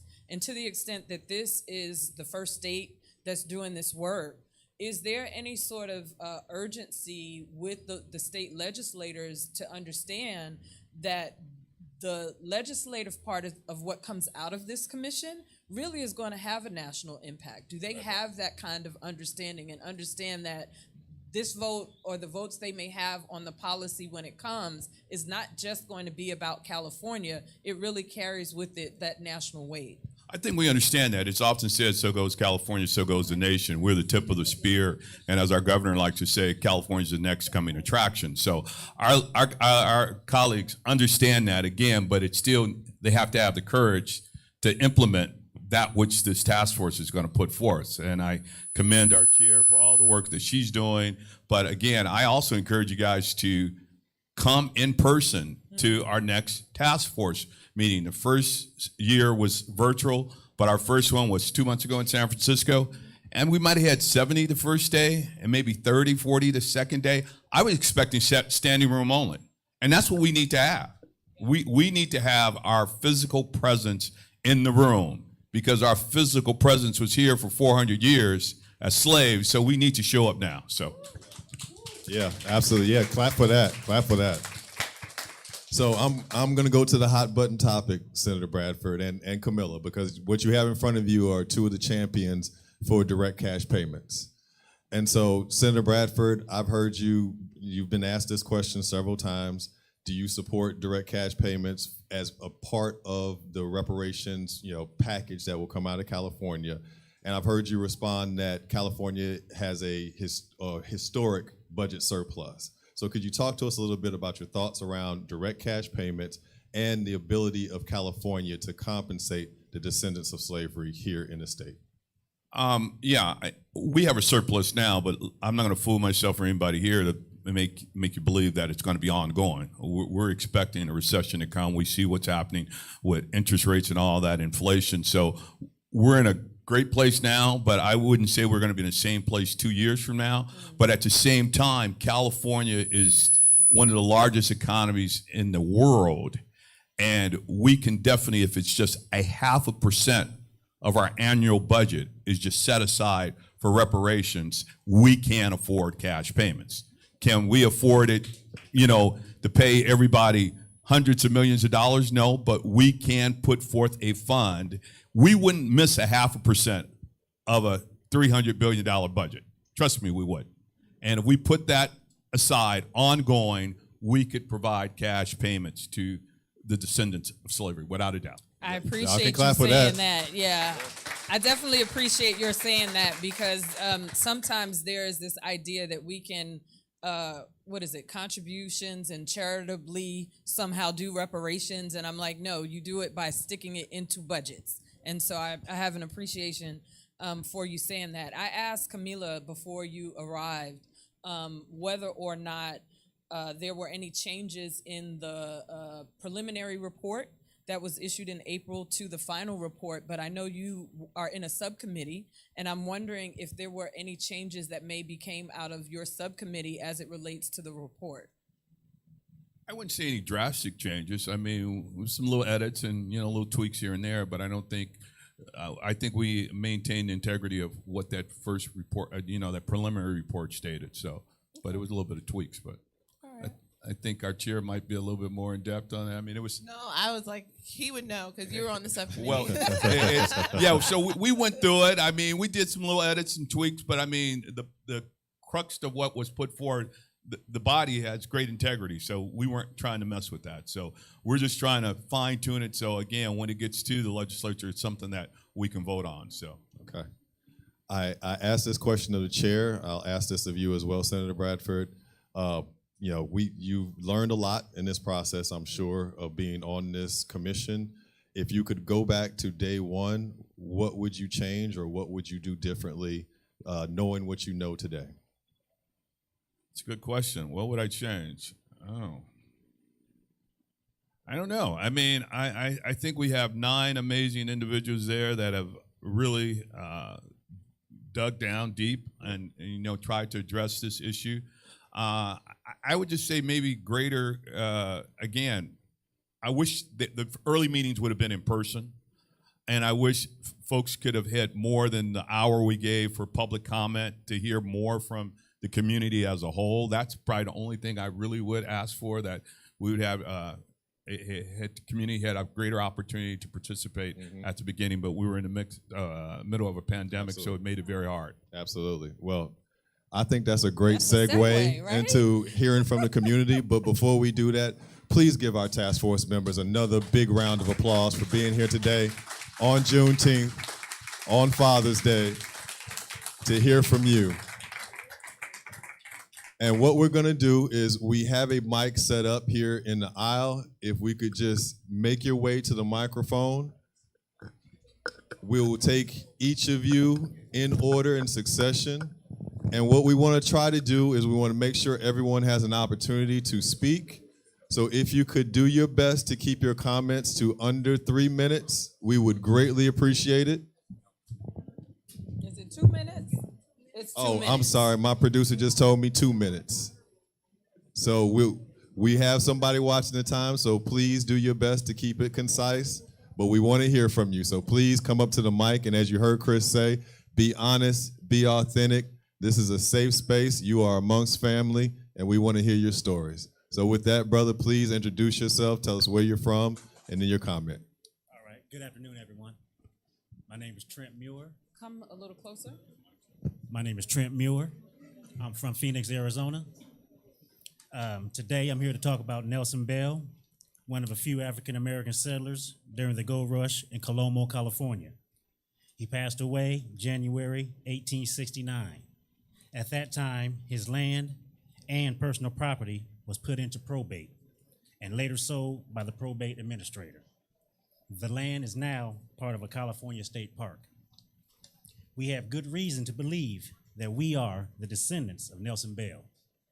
We have historical records and documents from a certified genealogist and information from Ancestry.com that indicates our kinship to Nelson Bell. He is, in fact, my fourth great-grandfather. We have employed a certified genealogist in the state of Virginia to research historical records in that state regarding Nelson Bell. And so far, the results have been very positive. Additional research is currently ongoing. We also have registered with Where Is My Land? Our purpose is to seek reparations once the research is complete and supports our position. Thank you. Thank you so much for that, brother. Thank you. My name is Raphael Plunkett. Good afternoon, Senator, Chair Moore, and moderators. Mine is more of a question, and I know that we talk about outreach, and as Chris said, inreach. Chris is also doing the audio version of the report. As a volunteer at the library, I have people that are asking for a physical copy. I even have some elders that are asking for a large print copy. I wonder if there's going to be any plans in the works for us to have physical copies that people would have access to. There's a lot of audio books, there's a lot of digital books. Some people prefer a tactile book. Thank you. It's a great question. Thank you. Did you have any feedback, Chair Moore, Senator Bradford? I will talk. I think the DOJ produced the first copy. I will look into that. I have no problem in asking if other means are available, because I've seen some text on stuff that's been printed and it's hard on my eyes, and I don't wear glasses, so I can imagine folks who do. So no, I'll check in on that.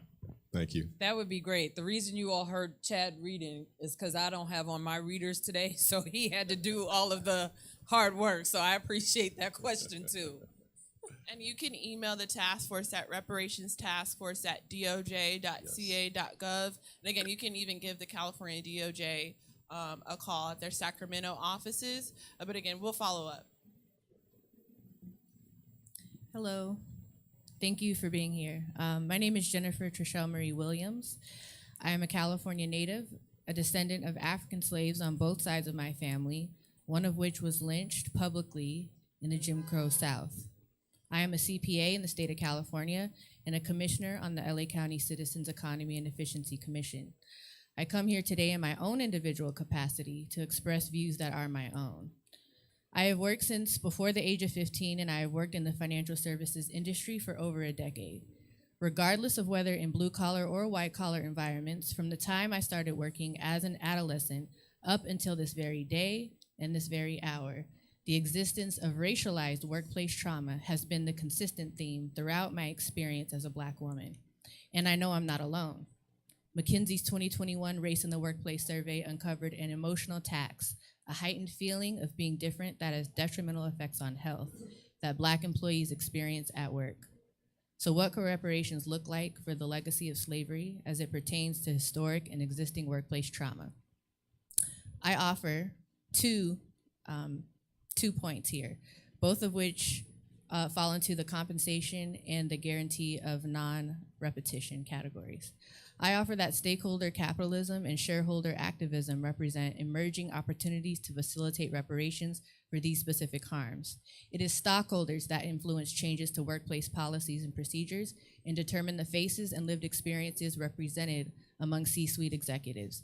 Increasing the equitable representation of Black people in the shareholder group increases our ability to influence policies and procedures that impact our individual lives, the well-being of our families, and the country as a whole.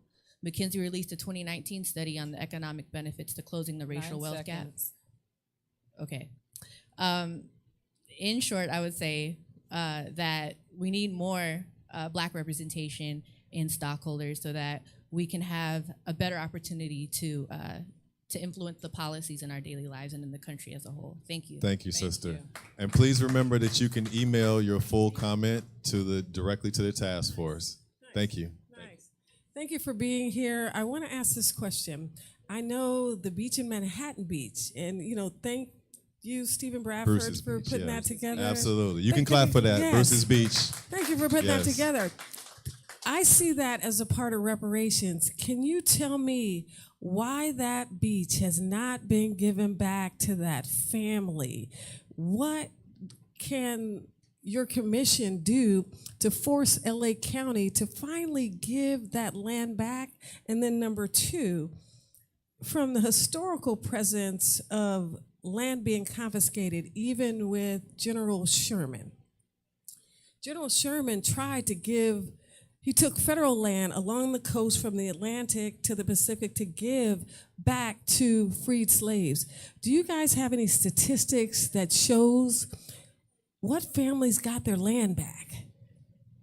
What families got their land back?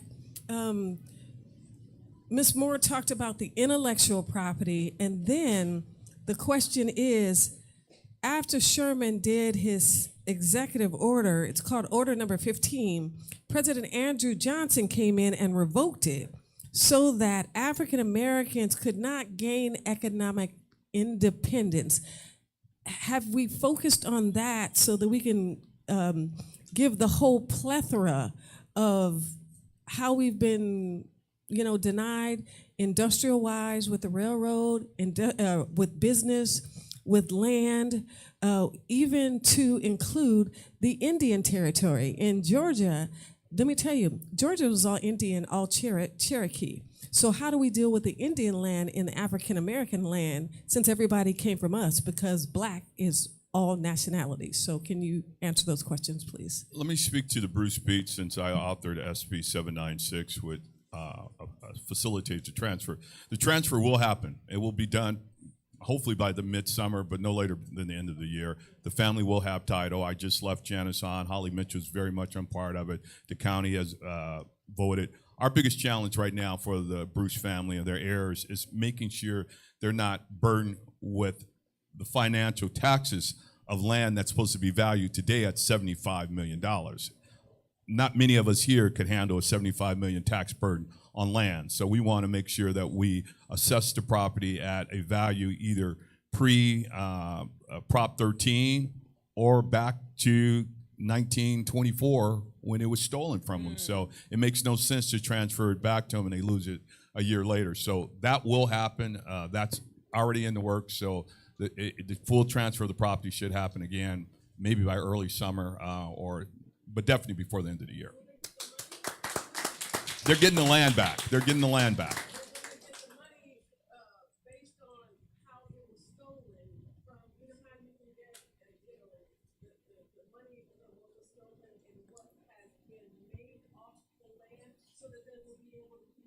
I don't think it's going to be any cash payment, but let me share this with you as we celebrate Juneteenth today.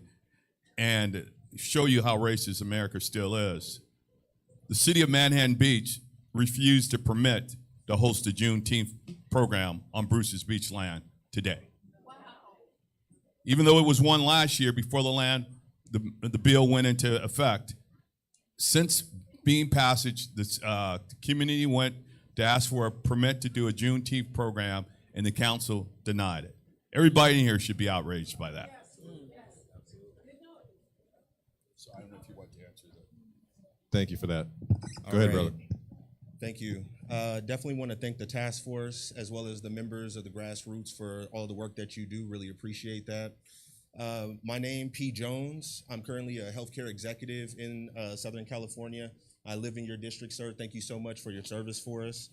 I'm from the family of Jones, Jammer, Stevens, and Jenkins from the states of Texas, Oklahoma, Alabama, Mississippi, and South Carolina. I don't think we should muddy the waters as it relates to this very serious claim. Reparations should be in the form of cash payments. I definitely believe in cutting a check. Just like others have received reparations, and it's definitely not funny. Everybody else has received cash payments. We definitely need to receive the cash payments. The vast amount of blood money gained by the U.S. government and some of its citizens can be directly tied to the uncompensated labor from my ancestors. With that blood money, the government and some of its citizens have been reaping the benefits, passing down to generations their wealth from the institution of slavery, and we've been systematically locked out of that. We are living with the evil legacy of slavery, the deprivation, the humiliation that my sister right here described, the racial hierarchy that was created in all major activities of society. We are in the midst right now of a big wealth transfer from the baby boomers to their younger generations, and we will be carved out of that as well. So from the baby boomers to the younger generations, we have a unique history in this country. A debt is owed. Otherwise, we will continue to be disadvantaged and left out of what our ancestors have built. Reparations now. Cut the check and protect the descendants of those who were enslaved in the United States. Thank you so much for your time. Thank you, brother. Thank you. Big money's in the house. Morris Griffin, better known as Big Money Griff, strong community activist, leader, and problem solver. Good to see you, Sister Camilla. And you, Brother Steve Bradford. Tip the mic a little bit so we can hear you better. Let me just say this off the top. First and foremost, welcome to Leimert Park, especially you, Chad. I gave you documentation of substantiation and verification of the information that I have for all of us here today. Some memorabilia when we talk about a path to freedom on this Juneteenth day, the first annual Juneteenth day in America. I have some document for everybody here for a small fee, maybe something. But at the same time, I want to drop that dime on letting you know, Brother Steve, that here in Los Angeles, we found a great deal of insurance companies that took out insurance policies on our ancestors, and they had to come up dead within 6 months. And because they came up dead within 6 months, that is a violation because of the way in which they were killed, murdered, as well as hung, as well as poisoned. And so what we're saying is that we have a list of the various insurance companies, and I have that to back up my talk from Los Angeles Consumers Department, to back up my talk in regards to how we can show that they were complicit. In 2006, in Chicago, 3 judges said that you guys are, I'm switching the subject now because I'm dealing with consumer fraud as well, Camilla. There's consumer fraud, and then there's the insurance policies too. So those are two things, two issues there that we have to be concerned about. And I want to share this information with you because I brought it for you. So I want to give it to you because I only have 3 minutes. And you're doing yourself a great injustice. You're doing yourself a disservice to not let me have a share of this time to drop the dime on all of our minds. Thank you so much, Big Money. And I will say, Big Money, the task, we have 2 members of the task force here that I'm sure would like to talk to you offline. Thank you, sister. Go ahead.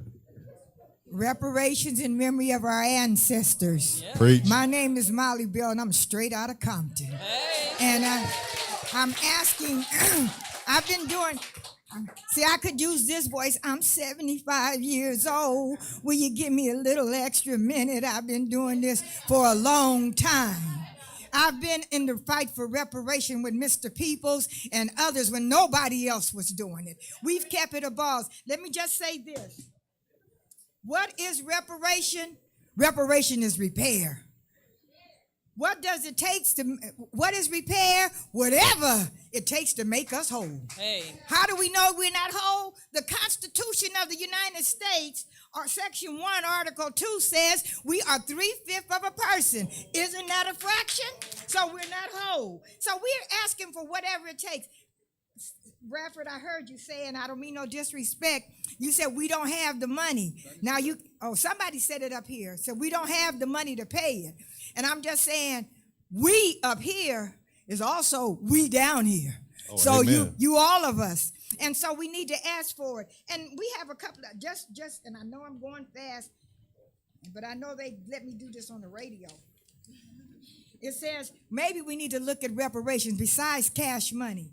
What if we said, give them 10,000 economic assistance? What if we had tax relief? I own a home.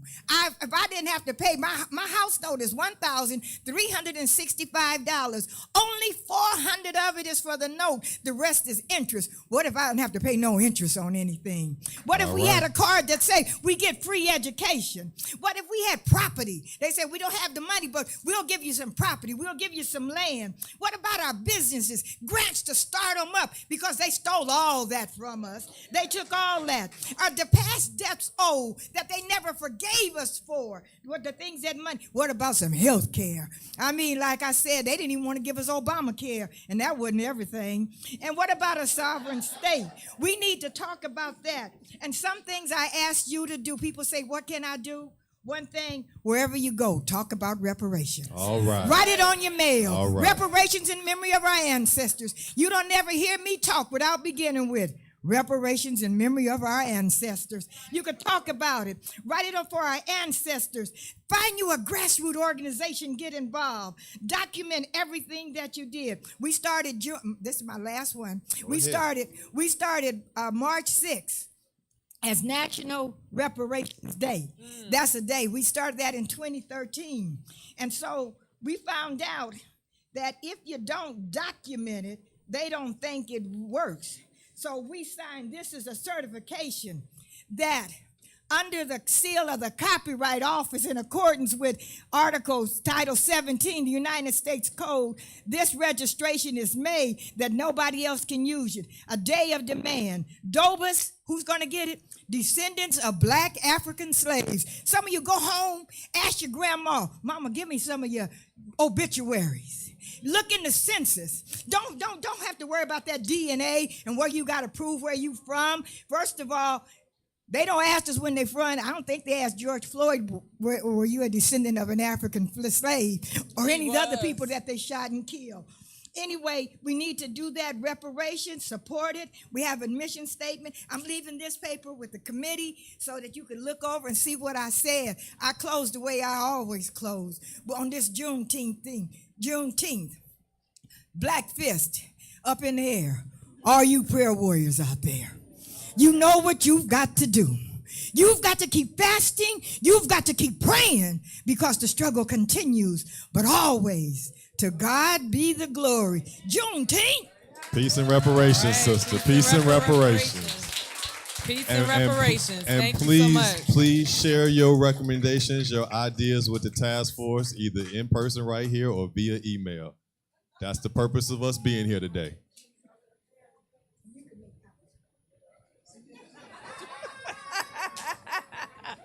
And I can tell you, sister, you got to email that into them because we don't know what will happen to that paper.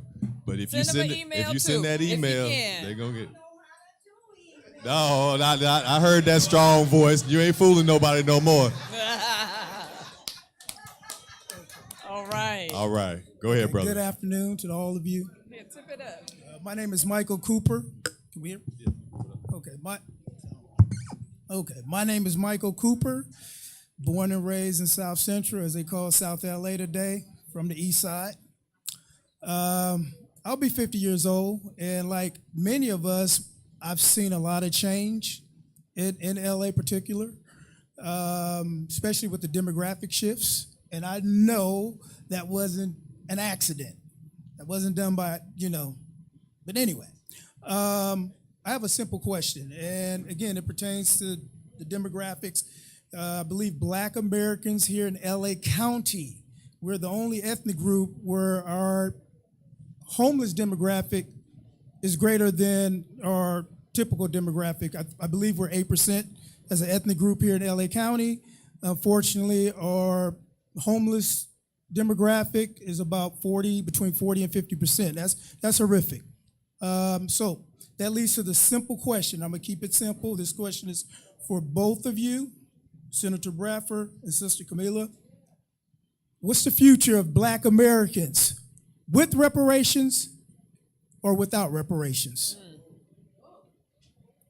I hope we're going to have reparations. Now, what that future holds, I hope it's better than what today looks like.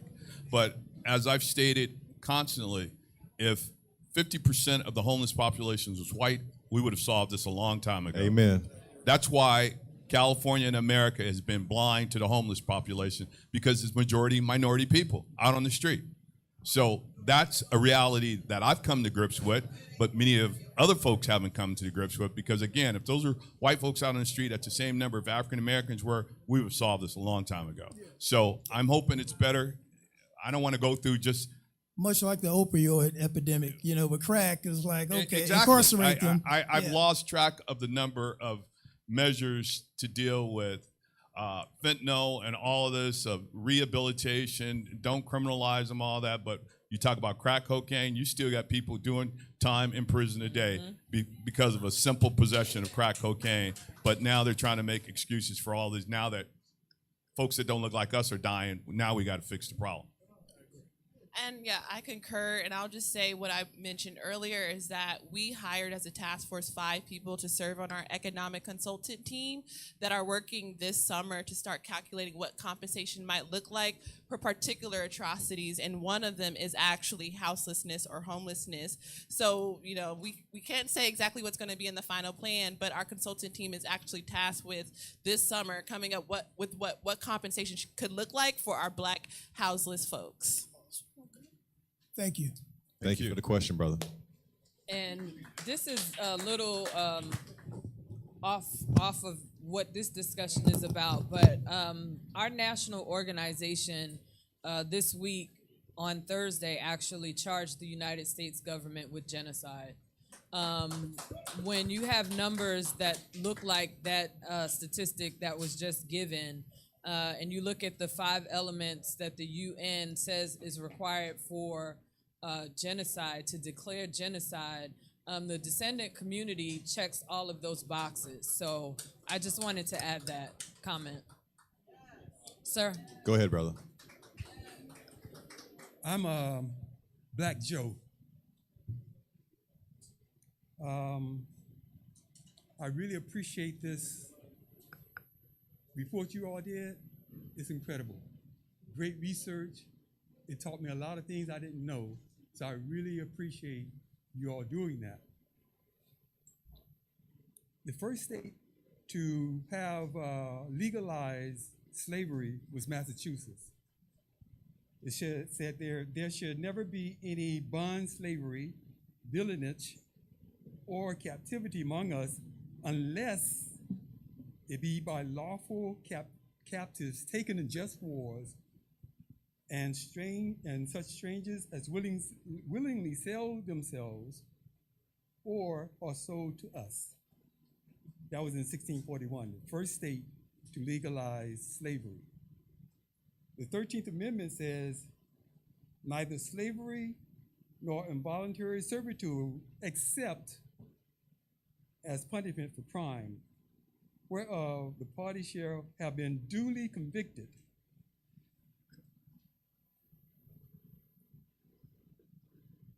The 5th Amendment was written before the 13th Amendment, and it talks about crime, and it says that the person has to be convicted with due process of law. The 14th Amendment was written after the 13th Amendment. It talks about citizens, etc. About 20 and seconds, issues. brother. Okay, About 20 seconds. and it says, this also was a matter of without due process of law. But the 13th Amendment said nothing about due process of law. Now, the Massachusetts law was recognized as making slavery legal. It used the word unless it be lawfully captive, etc. The 13th Amendment used the statement except as punishment. Except is a synonym of unless. I'm sorry, brother. Did you have a question? So my point is, slavery, it's a continuing tort. We are still legally slaves because they didn't say by due process of the law here. It says if you are duly convicted. Well, what does that mean? We have been convicted by this society. They consider all of us criminals. So brother, I'm gonna hop in real quick. Time's up, but I want you to stay here real quick because Senator Bradford, I believe you are I just wanted to bring engaged that with point out there. Sidney It's Kamlager's continuing bill, ACA 3. Yeah. If you could speak to ACA 3, because I think the brother might want to hear that. Yeah, it's currently still on our Constitution. It says you can be imprisoned for involuntary servitude without compensation. In essence, that's slavery. Right. So Senator Kamlager has a bill, ACA 3, that just was voted off our floor the other day, well, out of committee, and it's working its way through the assembly, and we're going to make sure that if that is passed, it's going to be a ballot initiative to remove that from the Constitution, California Constitution at least. Okay, so I mentioned that because It still states, you're right. It being a continuing tort, Yes. there is no value you can put on how much they owe us. Yes. So Exodus gives us the example. Jehovah told the people, take gold and silver from the people. And they took gold and silver from the people. That was their reparations. There was no value put on that. He didn't tell them take 1 ounce of gold, 1 ounce of silver. He said, take it. Thank you, brother. All right. And on the note of ACA 3, we'll come right to you, sister. I just want to recognize our brother Samuel Brown, who's in the last person in line here with the ASAP hat and shirt on. And brother Samuel Brown is one of the the principal author of ACA 3. I'll let Sam talk a little bit more about that when he comes up, but I did want to recognize him since we were on that topic. Go ahead, sister. Thank you. I'm glad you had this meeting and I found out about it accidentally. We got to do better then. I wanted to say a few things, and I wanted to mention my father because my father was from an older family. He was a lot older than my mother, and I remember him telling me that in his work, where he was the only black man, the only colored man, the only Negro, that he knew he was paid less than everyone else. He was the best man. They had him train everyone else. All the young whites coming in, they had my dad train them, and they moved them over my father. And he said, I've been paid less than everyone else, and he had every one of his pay stubs in a box, and he showed them to me. I didn't know what to say. I didn't know what to do. There was no way would my father leave his job because my father was going to take care of his kids. My mother was younger, and she realized she had to do something to make a change for her children and others. And my mom gave her life really for her people. My mom was about 4 years old when her mother died, and I was young when my mother died. My mom didn't make it to 50. And I remember her telling me, daughter, I'm tired of fighting, because she had been fighting her whole life. And then she just said, I'm tired of fighting. And less than a year, my mom was gone. And some of you might know who she was. She was the director of the Urban League in Sacramento for many years. And I don't know if you know Percy Pinckney and people like him. Percy was a good friend of my mom's. And he said, your mother went to Sacramento, and it was nothing but a political town. And he said, she made it a good place for families to live, and that's your mother's legacy, Dolores E. Bryant. And then she was condemned and attacked by people, and they tried to make her look bad. But I know my mom, and I know how much she cared about others, but she died very young, suddenly. And I wanted to mention, too, that my dad was a poll worker his whole life.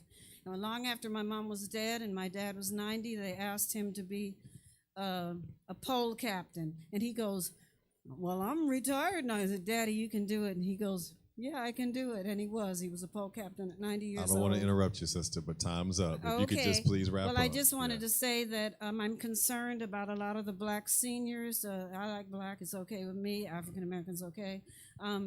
But I feel like a lot of seniors who have gone through so much and lost so much and worked very hard and got nothing and no compensation, that I don't hear enough to say we need to give these people something. And my mom always said, I want a family home. And I don't know of a family home in my family, and hence I need reparations and the money to do it. Yes. Thank you so much. And then I could always tell you more, but at another time, I want to say one more thing because it's important for us. There is too much inequality in healthcare, and it's determining our lifetimes. And so many of us who have so much to offer our people, then they're gone and you can't bring them back. And we need to make sure that we're getting preventative care and equal health care at least, but we really need to step up and demand that alone. Thank you, sister. Thank you. And just as another note, I want to remind everybody, we want to make sure everyone has a chance to speak, so please do your best to try to stay within time. If you have additional comments, the task force has an email address. They have public testimony before every meeting. They want to hear from you, but please, let's be respectful of others, okay? Thank you.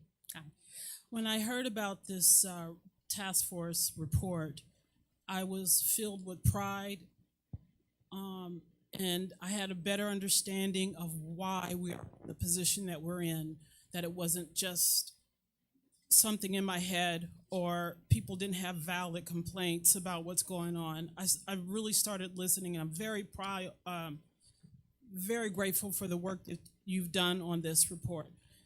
I believe that we should put our energy and the money into the children, into the next generation, so they can emphasize that with their education, they can build a new community, the community that we should have had 100 years ago. So for me, put the money into the children. I think we can turn our situation around in 30 years if we do that. And also from the cradle to the grave, get the prisoners, re-educate prisoners, educate them, have them build our community up, respect them, and understand that they were victims too, because they had nowhere to go. They had nowhere to go, nowhere to express themselves. They didn't have the proper education to rebuild their community, and they didn't know all the things that were coming up against them, all the things that were put in front of them as hurdles. They fell over the hurdles, and they didn't realize what was happening to them was an organized effort to destroy them. So we have to grab them too, grab the homeless, and at least this is a reset button for us. This is a reset. And I am so full of joy about it. I just love it. I love it. I really appreciate you guys. Thank you so much. Thank you so much, sister. That was powerful. Thank you so much. Come on up, brother. I want to thank everybody on the panel actually for coming out and just listening to everybody share their stories. It's been really great today. Housing is a very important topic and issue for me. It's come up a lot, repeatedly here. Commissioner, I know you said the task force is kind of looking at different ways in which to address this. So I understand my question may be kind of impossible to answer, but still, I have to know what are some of the things on the table that could to deal with this housing issue that we're having right now. When you talk about property ownership, is this an issue of using eminent domain to take property and try to transfer it, or is it on the table to take California state land and issue some of that out? What are some of the things to address the housing situation? If you could answer any of that. I'm going to speak to, I don't think we want to use the same evil tool that stole our land to take somebody else's, because eminent domain has been used for over 100 years to take property that belonged to African Americans. What I'm hoping, and again, we're not on the what or the how yet, we're just at what has happened, but I'm hoping we can mimic what the GI Bill does to provide, down payment assistance or zero down payments for first-time home buyers. Programs like that, I'm hoping that's what we're gonna walk away with, something that's gonna facilitate home ownership for African Americans, because out of all the groups, we're at the bottom of the rung as when it comes to home ownership, generational wealth, all of that. And it starts with owning a piece of property. And it's generations of African Americans here in the state and in this country who've never owned a home. Never owned a home, and that's criminal in and of itself.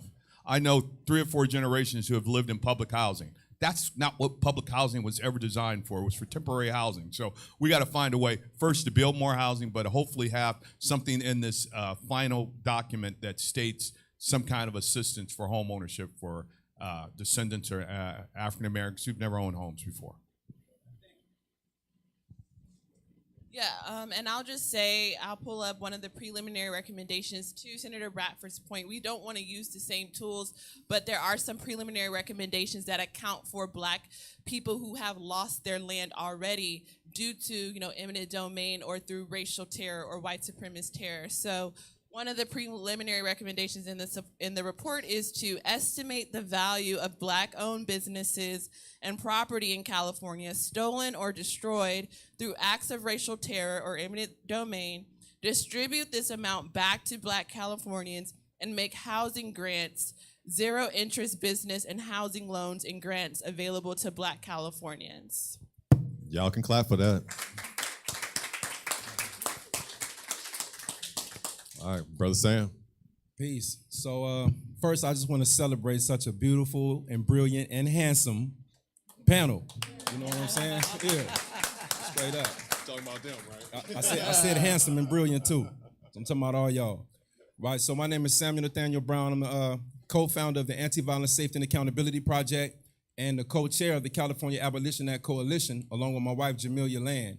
And on behalf of the California Abolition Act Coalition, I just want to say, reparations now. Reparations now. Reparations now. Reparations now. End slavery now. End slavery now. Right? So we here on Juneteenth to celebrate ending slavery, but we're still talking about ending slavery now. Something's wrong with that, right? It's premature.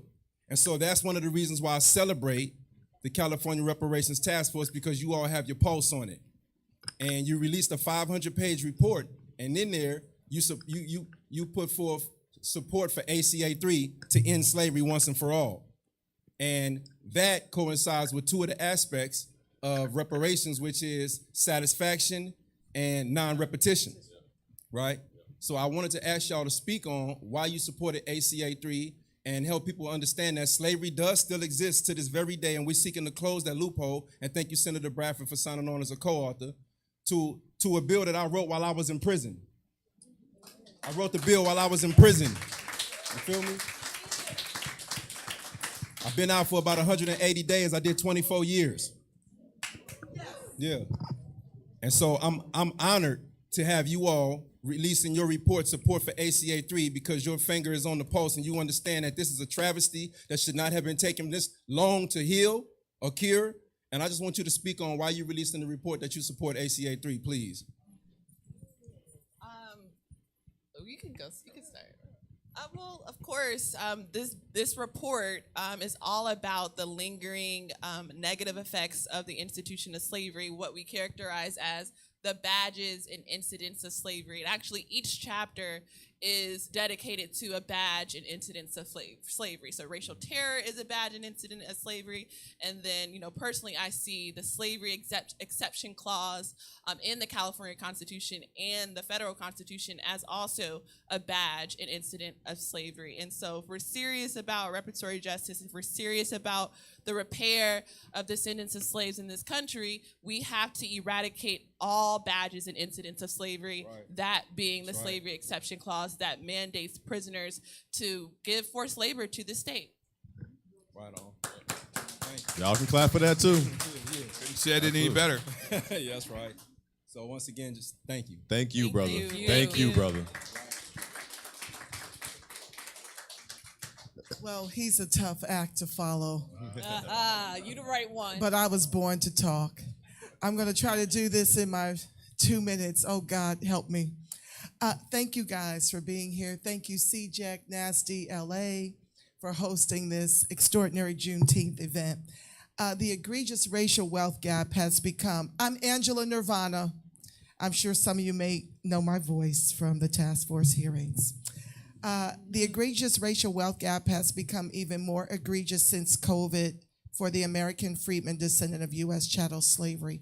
In 2022, you've got median incomes ranking from the highest in the mid-80s, 80,000 for Asians, and then whites are second to that. Even Hispanics are third to that. And American freedmen, our median national income is around 40,000. To give these numbers some context, we are 14% of the nation and around 3% of the state of California if you exclude Black immigrants. And yet we are the least in terms of home ownership. We're over 50% of the homeless population. We have the highest rates of foster care, our children in the foster care system. We have the highest rates of our children in the juvenile detention center.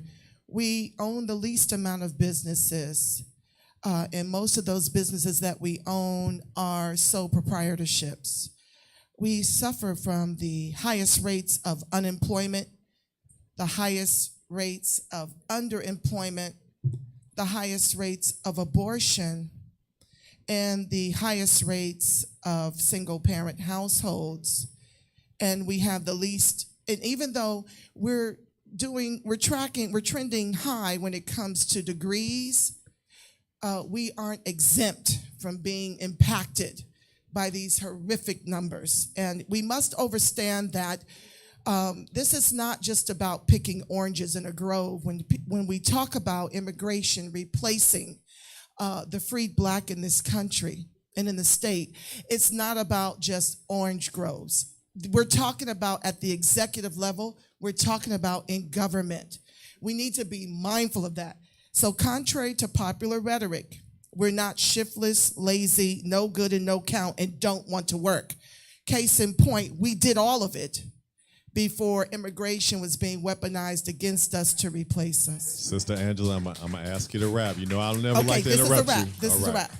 It's not that we don't want to work. This is due to institutional systemic racism by the government at every branch and being made bottom caste as the anchor of this country's capitalism is how we got here. Remember that at the polls, family. Thank you. Thank you, sister. Powerful as always. Powerful as always. Come on, Miss Jan. Looking like a rock star. Y'all got the microphone for tall people. Chris, give a hand. Okay, no, all good. I got you. I don't know if y'all wanted to take a moment to respond to anything before I ask my question. Go ahead. Okay. So, my name is Jan Williams. I am a local community organizer with a lot of organizations out here. Students Deserve, the organization that fought to defund LA school police by $25 million. Yeah, we did that. And we're investing in a Black student achievement plan. So we actually have LAUSD investing in Black students for real right now. I'm part of Downtown Crenshaw, the organization that fought to buy the Crenshaw Mall, which, although we submitted the highest bid, they refused to sell the mall to us, right? I'm part of NAASDLA, the folks who are out here working for reparations, and also with Black Lives Matter Los Angeles, I'm on the core team, the folks that are defunding we tried to defund the police, but we did shut down the building of 2 jails out here in LA County because we do have the largest jail population here in Los Angeles. So I am a native of Los Angeles. I was born in the 70s, so I was able to experience Los Angeles when Black folks, Mayor Bradley, when Black folks did have shit out here, right? We did have businesses, we did own housing. My father was a victim of the crack epidemic, right? And so I saw Black folks losing all we had intentionally. And I saw the police like taking over people's houses. Like my grandfather's house had a sign on the gate that said you can't use alcohol or drugs on his property, because he would have lost his property because my father was an addict, right? So and the local police knew he was. So anytime he was out of jail, they would go hunting for him to bring him back to jail. And my family is a representative of all of that shit that they did on purpose. So what I want to say is, although I'm native of Los Angeles, I've been a renter the whole time I've been here. And so right now, I want to be able to buy a home. I'm finally in a position to be able to buy a home. But guess what? I'm only approved for $500,000, which means I'm going to have to leave the community that I love and want to live in and want to continue to raise my kids in. So would a proposal be something like, for the government, because the house across the street just sold for $1.6 million across the street from me. So I can't afford to live in the community that I love and have built in, right? So would a proposal look like the government making up that difference? Y'all run me a check for that other 500 million that I can't afford for myself. That's not going to be debt on me, but a payment from the government. And then I can still just pay what the banks have said I can afford, which is $500,000. And then the government cut the difference. Thank you for that, Jan. I'm not sure. I like that program. If either one of you I want to that program too. Okay. Yeah, amen. I second that one. Good afternoon, everybody. Good afternoon. I really just came to briefly introduce myself. My name is Mondla Kaise. I'm a member of Commissioner Kaise. Commissioner Kaise. I'm a member of the Los Angeles Reparations Advisory Commission. Also have volunteered to be a part of the public engagement effort. So just wanted to, first of all, really thank and express my appreciation for the work of the California State Task Force.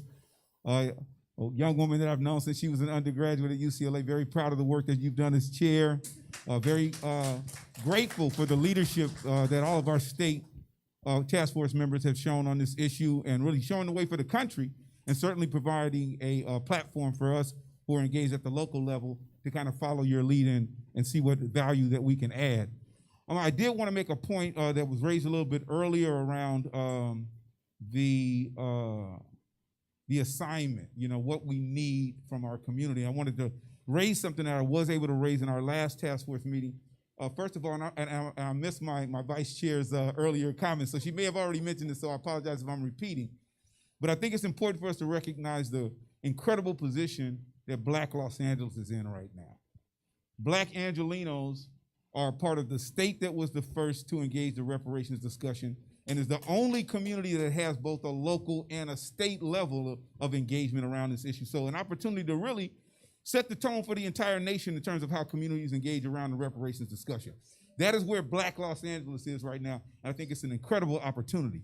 To that point, I want to suggest that as part of our assignment, and I don't know the degree to which we're going to be able to deliver of this. I was cautioned in our Friday meeting about over-promising and under-delivering, and I'm a classic over-promiser because my expectations are always high of what we could potentially do. But I think one of the things that I hope we're able to deliver on the city level is a set of tools for Black Angelenos to effectively engage this moment. That's what I think the assignment is for Black Angelenos, is to actually embrace this moment. Take it as an opportunity to revisit your own personal family reparation story. Let your contribution in listening sessions like this be grounded in your understanding of who you are, who your family has been, what the debt is, the intergenerational debt to your own personal family is, and then bring that to our broader community so that we have a very rich and grounded conversation about what reparations should look like for our community. Embrace it, own it, take it as an opportunity to learn your Los Angeles history. We had Camila, Chairwoman Moore, speak out at the UCLA African Grad last week, where she educated folks about their own understanding of where we are, the policies over centuries that we've engaged. And lastly, I want to also thank the NAASD. I really do want to thank you all because thank you, brother. As some in the audience know, look, I've been an activist in this community since my college years, continuously and uninterrupted. Worked around community development issues, education issues with most of the organizations that you would be familiar with in the area. Used to be a part of the Leimert Park Merchants Association. Work now with the Hyde Park organization that really helped to give birth and collaboration to Destination Crenshaw and the work that they're doing along the corridor. So I just wanted to reference that to say that as a community, we have to seize this moment. We have to take ownership of this moment. NAASD has rebirthed. I'm from an earlier generation of the reparations movement. I was actually a member of the ANRO, the African National Reparations Organization, the LA chapter. Used to meet over there in El Segundo at the library. So I can't tell you how appreciative I am to see this generation take up this issue, give it new birth, new life, and take it to another level. So here is a resource, very pleased to be able to contribute as a member of the LA City Commission, and absolutely looking forward to being a resource and adding some value to your efforts. Thank you again for what you're doing so far. Thank you so much, brother. Thank you. Do we have any more commenters? Now is your time to be heard. Yes, I like, yes, clap for that. Clap for that. Beat me to it. Oh, man. How you guys doing? Hey. My name is Michael Thomas. I got a long story, but I'm going to try to make it short. I'm a statistic, for real. But my people come from Arkansas and Louisiana. You know, most people migrate here looking for a better life. Me, I joined the military. Whoever knew, I go to prison. So I did realize real fast that if it wasn't for something that I had nothing to do with, the political efforts of people before me that died, when I came home, there's no resources for you as a young man. And if I didn't have my VA benefits, man, I'd probably be homeless too. So I just want to let people know that's, because when I started wanting to build a family and try to understand the world I live in, I was like, man, everything we have has come from politics. When we got out of slavery, it wasn't breakdancing and doing jokes. Like Durham was in North Carolina, that was made for politics. And so I'm not sure, I'm just glad it happened, but Miss Shirley Weber, her people from Arkansas. I think Hope, if I'm not mistaken, Hope, Arkansas, yeah. And then they fled here, and if it wasn't for the political efforts that was going on at the time, she wouldn't have all them degrees. So she has like a responsibility. And the last thing I want to say is that, just like you said, we need to get more political on average. All of this rapping and twerking and that, we need to condemn that. Women need to condemn that. Men need to condemn that. And on average, because it's affecting us, our relationships, and the ability to have nuclear families, that we can teach them these things at the dinner table and we can move forward. Because, we need reparations, and how it looks without it, it's not looking good. It's not looking good. So that's my piece. It's like everyone that's here, like when you go home, man, like they say, apply pressure. Y'all better be applying some pressure. That's about it. Thank you, Brother Mike. Thank you. Thank you. Powerful. And I just want to take a moment. A lot of times in public space, I talk about family. Lori sometimes gets tired of hearing my stories, but I talked about, I think yesterday I talked about my great grandmother on my father's side, whose bill of sale we have as a family, and there's a family historian on my father's side, and so I understand very much and very well where I come from. My grandmother is here today. Let's give some applause to KJ's grandmother. Sitting right there, looking with her sporty shoes on. We thank you for this, sister. Thank you. my great grandmother lived to be 107, and she died in 2012. At her funeral, a lot of people came because she taught Bible study, adult Bible study. So like everybody in church knew my great grandmother. Everybody in church knew my grandmother, and unfortunately, she's here and not in Brooklyn with her church family anymore because we brought her here. But at that funeral, in terms of direct deaths in my family, even though my father died before my great grandmother, but my great grandmother was like the first death in my direct family, and that is very rare and very unusual. My great grandmother's grandmother was sold into slavery down to Mississippi, and my great great grandfather got on a train and went and got her. Okay, so I just wanted to take this moment because right now in this room, there's 3 generations in this room. There's 4 generations in my family alive right now, and at one time it was, 5 alive all at the same time, because my great grandmother was alive when both of my children were born. And so I take this work very seriously. I'm very committed to this work. This work is not easy work. The work of the commissioners is not easy work. And so I really want to thank you for the work that you do. Thank you. Yes. Thank you for allowing us to be part of what it is that is being done here, because we are making history. And it does, to Mike's point, it takes all of us. And I'm very thankful for all of you being here today. Yes. So much. Thank Give you. yourselves a round of applause. So I think that brings us to okay. Come on up, brother. Come on up. I'm a veteran. My name is Brian Wright. Thank you for your service, brother. Thank you, bro. And I've been wasting my life, you know. And I've always wanted to do things like this, okay? Take your time. Take your time. And I was volunteering my services, and I have a lot of skills and services. Stayed in the military 8 years. I want to be discharged.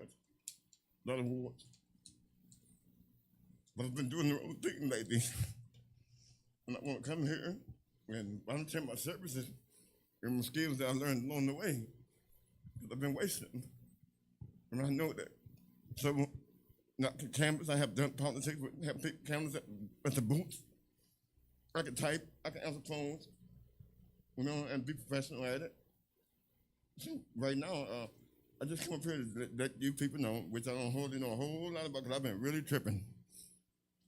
But the real deal is, I come up here to let people know if they need volunteer services. I'm willing to offer my services, and I do have a lot of skills. Thank you.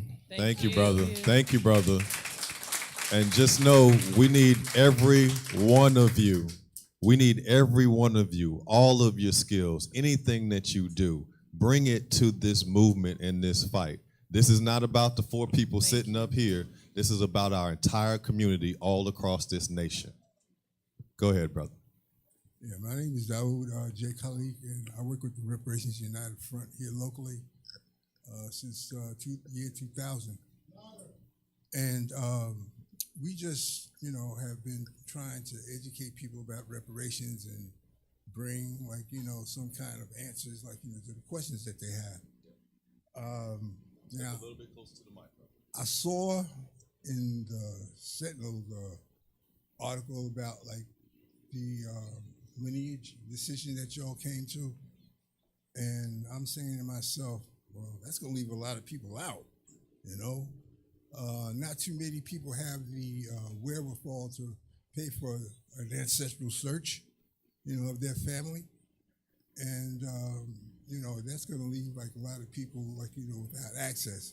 So I'm thinking, like, do you have, like, you know, further work that you're going to do to, like, identify, one, those who had slaves and whatnot during the reparations period in California, and with that, then you can, like, you know, I'm not going to say target, but, like, you know, focus on those who were going to be paying the reparations, right? Am I right? Yep. Okay. So I think that's, like, you know, should be the next part of your work.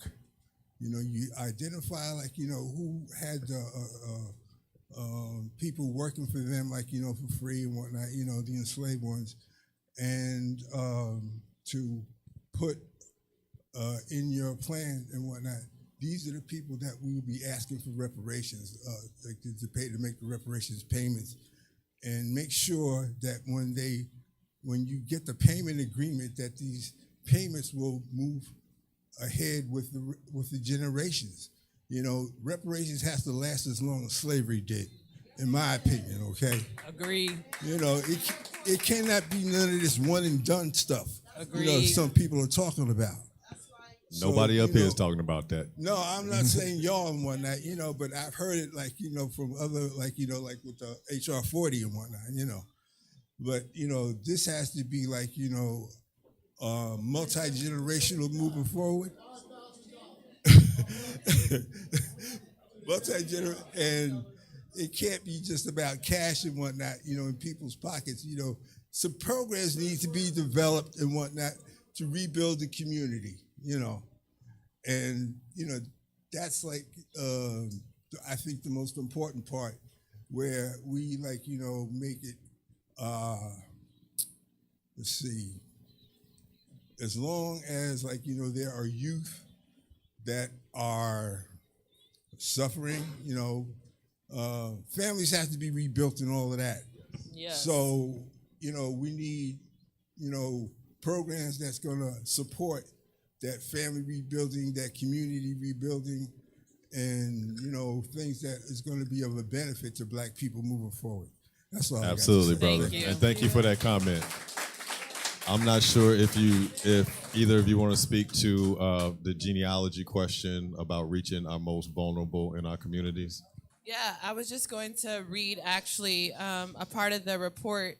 So in the preliminary recommendations, which you can find in our executive summary, there is a preliminary recommendation to create the California African American Freedmen Affairs Agency, and within that agency would be a genealogy branch in order to support potential claimants with genealogical research and to confirm eligibility. Because I agree with him in that the burden of proof, for lack of better words, shouldn't be on the individual, particularly from vulnerable populations in our community, like the homeless, or the incarcerated, or formerly incarcerated, or foster youth, or the adopted. But the burden should actually be on the state, and that's actually a form of reparations, particularly under restitution and rehabilitation. How can the state make the victim group or the individual whole? And part of that process is a genealogical branch within that newly formed American Freedmen Affairs Agency.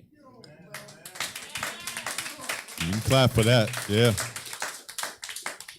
Go ahead, brother. Good afternoon. Good afternoon. My name is Omowale. I'm the nephew of Laura Hendricks, who is a former past president of Leimert Parks Merchant Association, who had a business down the street called Gallery Plus for over 25 years until she passed in 2018. And I'm one of her 33 heirs, and her estate has not been settled yet. So in the memory and commemoration of my aunt on this day, who's descendant of Creek freedmen from Alabama and Indian Territory, Oklahoma, Ashe. Ashe. I want to give thanks to everyone that's working on this issue, especially my sister Camila Moore, who I also knew as an undergrad at UCLA. This is really difficult for me because she asked me earlier if I was going to speak, and I said no. And then my brother Manla got up here, and that's a hard act to follow. So Manla is the one that told me about the commission in Los Angeles and what they were doing. I've been following most of you on Twitter and Instagram, but I'm one of those people that, because of some of the issue and the knowledge that I've shared as a family historian that's been working on my family genealogy since 1988, I started ruffling some feathers on social media. So I've gotten banned from Twitter about a year or so ago. So I know what cancel culture is all about. So I don't really have a question to the task force because I had a question earlier. Camila cleared it up for me as far as something the brother just mentioned about the eligibility. As someone who has proven family history, I've researched my family history back to the mid-late 1700s, all the way up to from Louisiana, the Carolinas, all the way up through Alabama, Mississippi, all the deep South, Indian Territory, and Oklahoma, up to Tulsa, and some places in the Southwest.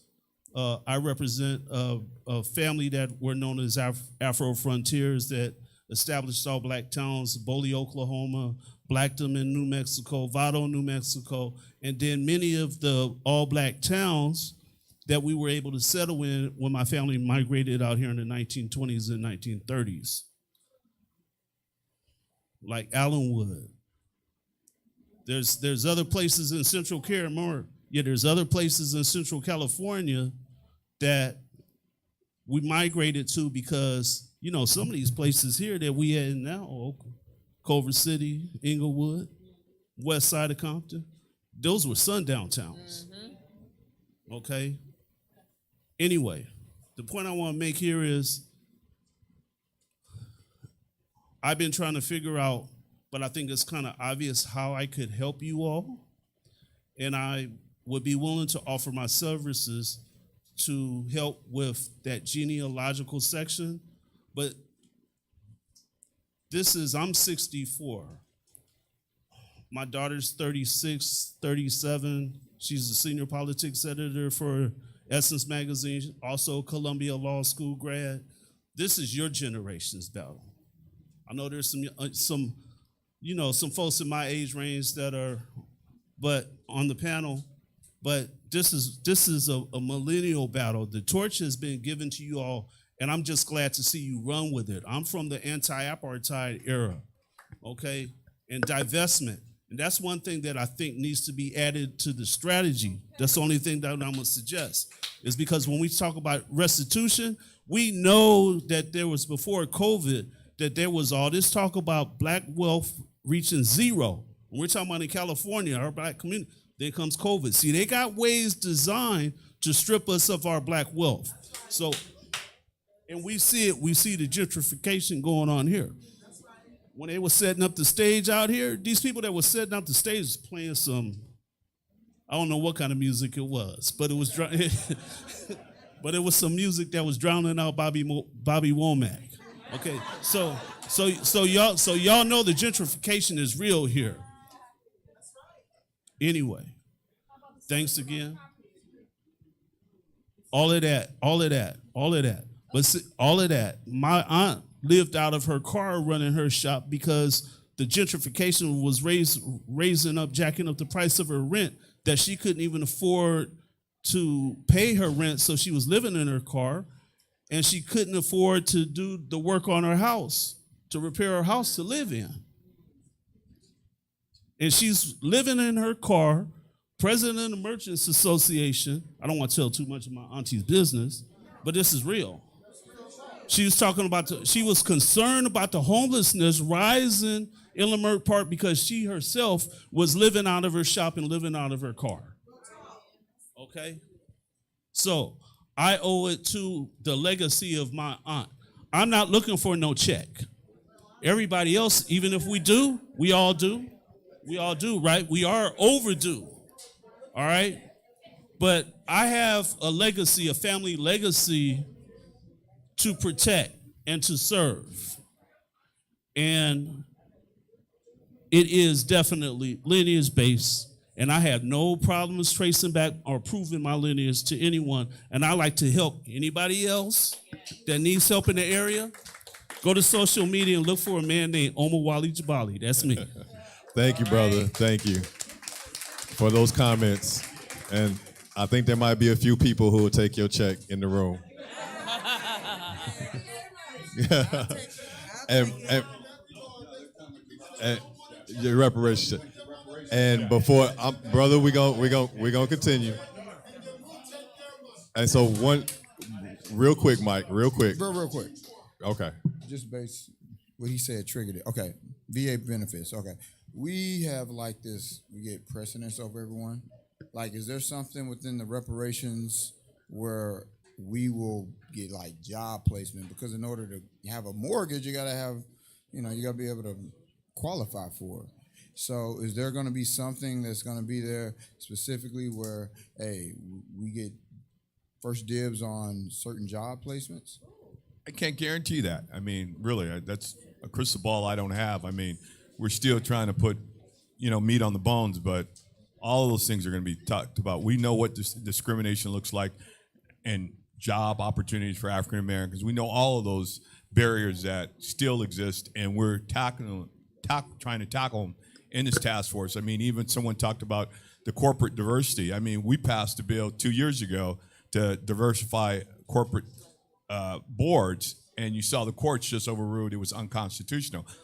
I've been elected for 25 years, and I've done diversity and inclusion on every level of government, making sure people of color, especially women-owned businesses, have a seat at the table. In the cannabis space right now, I have an equity bill right now moving through the legislature We because need that bill number. don't ask me bill numbers, So but we can help. We can help the cause. But here's an industry that's only 4 years in existence, really, up and running, and it's 85% white male controlled. The only African American with a license here in this area is Kika Keith, right here on Crenshaw Boulevard. We should all be concerned about that because we have family and friends that are still doing time for having a dime bag of weed. But now where's the opportunity to make money at it legally, we're not at the table. So. All right, sister. Well, hello. My name is Vaughn Bodie. I work with LAUSD. I live by the USC area where black and brown people are giving up their properties. And it saddens me that black and brown people are in that area giving up their property to these developers that don't care about us. And I say this to say that I've been working with LAUSD for maybe 25 plus years. I want to be a homeowner, but I'm on Section 8. And then to watch in my neighborhood developers and homes that I can probably afford to, own, they're coming in and just smashing houses down and building apartment buildings all the way up to the sky. So, where I was staying at, it was a black-owned lady. Her mother passed up in age. I begged her, please, it's not even my property, but I begged her, please don't sell your property because everybody else is doing it. But I guess when developers come and you don't see that type of money ever in your life, you give up your property. So that's what she did. She gave up her property. So now I'm in a position where they're on me. Like, hey, we need you to move. And I'm like, hey, wait a minute. I know rent is high and I don't want to move if I'm going to have to, run into a homeless problem, living out my car. So I'm just here. I really didn't want to say nothing. I just came to listen. But the young lady told me to come to just say this. But I know where I'm staying at. I want to be a property owner. I'm looking for that because I'd rather be a property owner to give generational wealth to my grandkids and my children versus being on Section 8 or anything like that. I don't want to, but then when you see what's going on, you're like, hey, it's best for me to be safe to stay here or to start, having a voice to make changes in the neighborhood. So I stay over there by USC. I don't know what changes that I can make or you guys can make, but they're knocking down homes, and I would love to live in one of those homes, and I work with LAUSD, and I make a decent amount of money to be able to afford it. Thank you so much for speaking, sister. Thank you so much. Yes, please, go ahead. Yes, I just wanted to mention, as everyone started talking about housing, that I've been forced out of housing before, and they're trying to do so now. And I've noticed that Black people are caught up in a maelstrom of housing, not housing, homelessness, trying to get housing, can't afford it. And like I said, remember my mom saying, I want us to have a family home, where there's a home where the family, you can always come. And I feel that I should have that family home. My nieces and nephews, like my own children, their parents are dead, their grandparents are dead, their cousins, everyone. And this is happening in Black families, the ones whose parents have passed away young.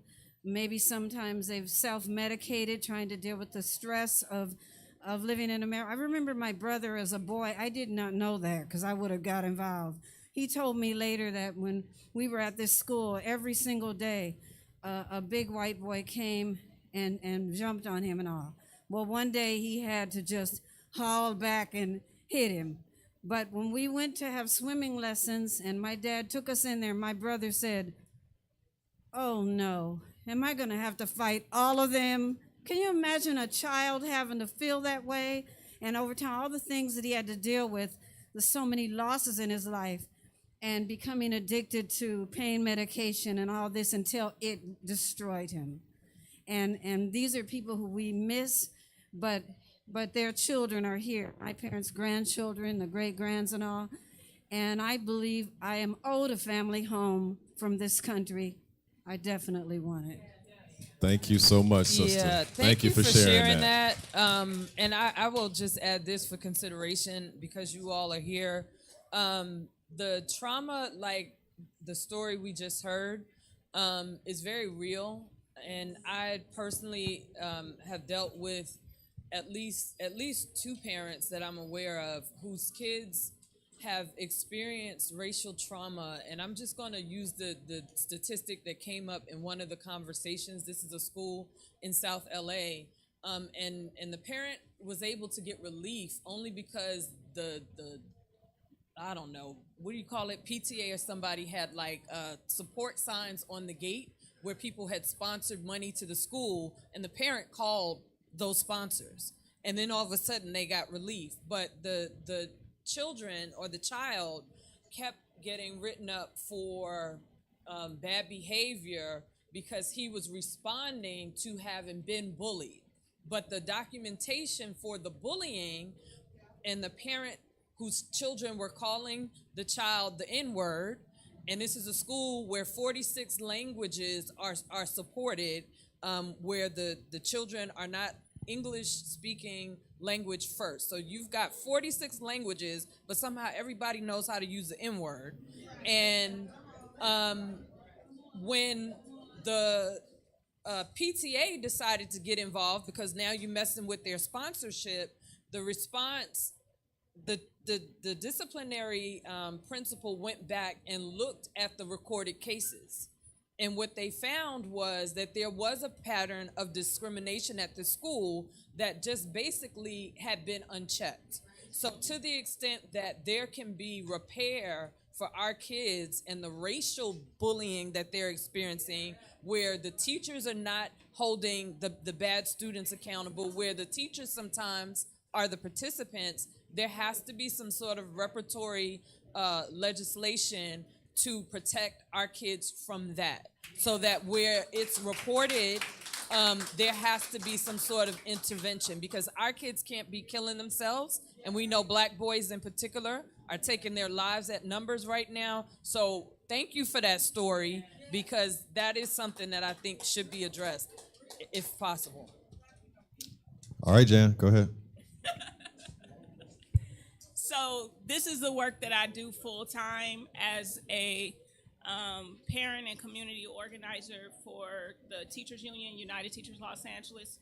And one of the demands that we have on LAUSD is to build affordable housing. LAUSD owns 6,400 acres of property. Out here in Los Angeles, they own 20,000 buildings and 1,200 schools. And so and they have over 20,000 students identified as homeless. So one of the demands that we have coming up is for LAUSD to not just identify those students as homeless, because we know when kids are experiencing all these toxic experiences. You know, we have a lot of kids that are going to school, but they're waking up in their car, or they're waking up in a shelter. So one program that LAUSD had was for the school bus drivers. I don't know if y'all know, but I've been a school bus driver for LAUSD before I came on to UTLA full time. I've been a school bus driver for over 20 years in Los Angeles. So one of the programs that they had was just that they would pick the kids up at 6 o'clock in the morning and allow them to come into the school. So I mean, a kid that's been sleeping in a fucking shelter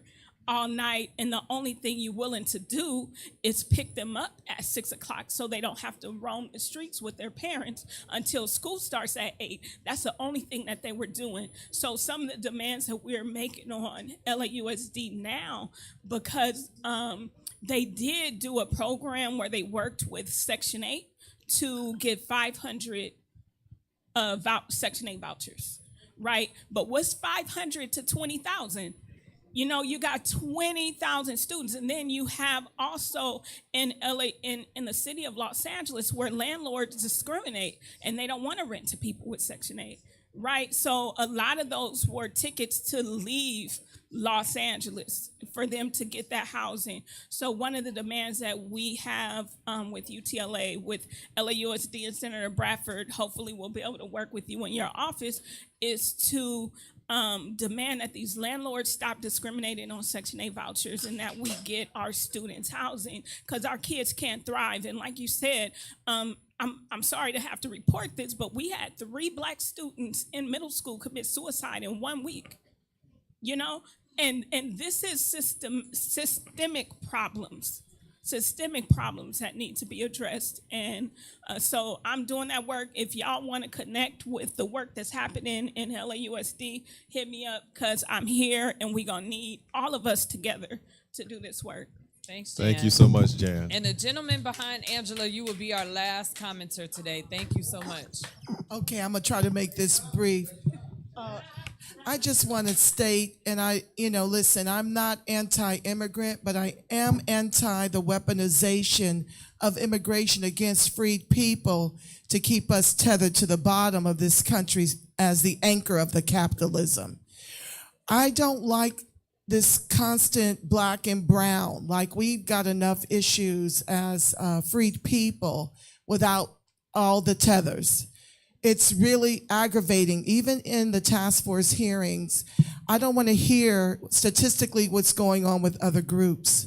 I want us to be single-focused, single-minded, and I want to give everybody in the room permission to advocate for American freedmen descendant of U.S. chattel slavery. You don't have to be apologetic to put your people first. We've made everybody a priority over us for the longest, and that's how we got here. Also, thank you. Also, when you get this final reparations established, please put up a very, very secure gate, or this will go the way of affirmative action, which benefits white women, immigrants, LGBTQIA, and American freedmen are nowhere on the radar. We've got to make sure it's very, very secure, and that we need economic advantage. We're long gone behind making things equal. We need economic advantage, and we need to make sure, because the oppression is continuing. And all of what you're hearing in this room is by design. And we as a people absolutely have to become more political, and we have to stop voting against our own interest. You must stop it, because that's what you're doing every time you push the button, just blindly and randomly, not knowing that you're voting against your own interest. Please know that when you go to the polls. Thank you. Thank you. Thank you. All right, brother, bring us home. Sir. Bring us home. Okay, so listen, that right there was great. And always. And I apologize to everybody that's in the room, because like the lady said, I'm the last person to speak, and I guess God sent me here. This is not part of my plan for Father's Day. I was here with my son, little Wash behind me. But this audience here, and wherever this platform goes, I want to introduce myself. My name is Fulton, Fulton, Leroy Washington. I'm formerly known as Mr. Wash and Mr. Wash the artist. I'm one of those people who Obama released from prison when he did his clemency project. I was serving 2 life sentences for a crime that I did not commit. But during that time, I believe that time is our most valuable asset and that we need to be very, very cautious on how we spend our time, what we spend our time on, and who we spend our time with. Yes. It's the most valuable asset that we have, and that you need to treat it like you treat your money, like you treat your property. That if we live, and I'm almost 70 years old, my children in their 50s, right? And that time is so valuable that a lot of people don't understand that time is your asset. You can't get anything back that you give away in time, that you spend in time. You know, before I left in my 20s, I started my company when I was 17 years old. And then I was incarcerated. And then I got out in 1990, and by 1996, I was serving life for a crime I didn't commit. But because I was educated before I went, I retrained myself to become an artist, and now that artist all around the world at the Whitney Museum, the Hammer Museum, the Huntington Library Museum, the Beirut in Switzerland right now, and the Palm Springs Museum in Palm Springs, California. So somebody just told me, say, you need to go in there and speak. We was doing something else for today. I got 8 children and 23 grandchildren and 3 great. So I just came here to say, look, to introduce myself, to let y'all know that I'm here. I'm back after 21 years of incarceration for a crime I didn't commit. Welcome home. I've been home about 5 years, so 2 years I spent on lockdown. And so I've been out here active in the community for 3 years. I've acquired a half a block of property in Compton. I'm gonna open up the Art by Wash Studios that mentor to the children to teach everyone a different way to use time and how that using your time wisely, you build your own future. But then lastly, I just wanna say that because they was talking about reparations, I was following some of that while I was incarcerated. I'm the last person in my family that was born on the plantation, the Hodge Plantation in rural Louisiana. So out of all of my descendants of 9 siblings, my mother ran away with me as an arm baby and brought me to California. Never let me see my birth certificate and she died coming to see me until after Obama released me and I couldn't get out because I didn't have a birth certificate, so I sent my children to get it. It came back that my grandfather was a slave, but that I was the last person born on that plantation. For whatever reason, you should take time out of your life today, and I'm asking you to spend some time, right? Spend some time with Mr. Wash. Look at the images that I painted not knowing that I was incarcerated and why those pictures are being collected by the museums and art galleries and art collectors around the world. I'm here to serve the community, to help anybody on their way. I want you to know with this element of time, as we look at time, that if we live to be 100 years old, it's only 36,500 days.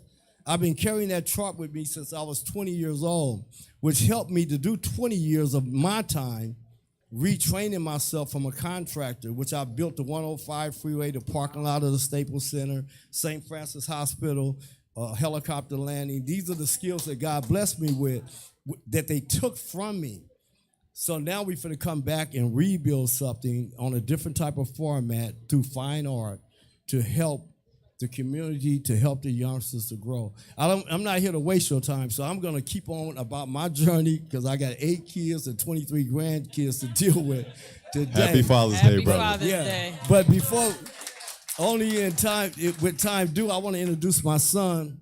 Come here, son.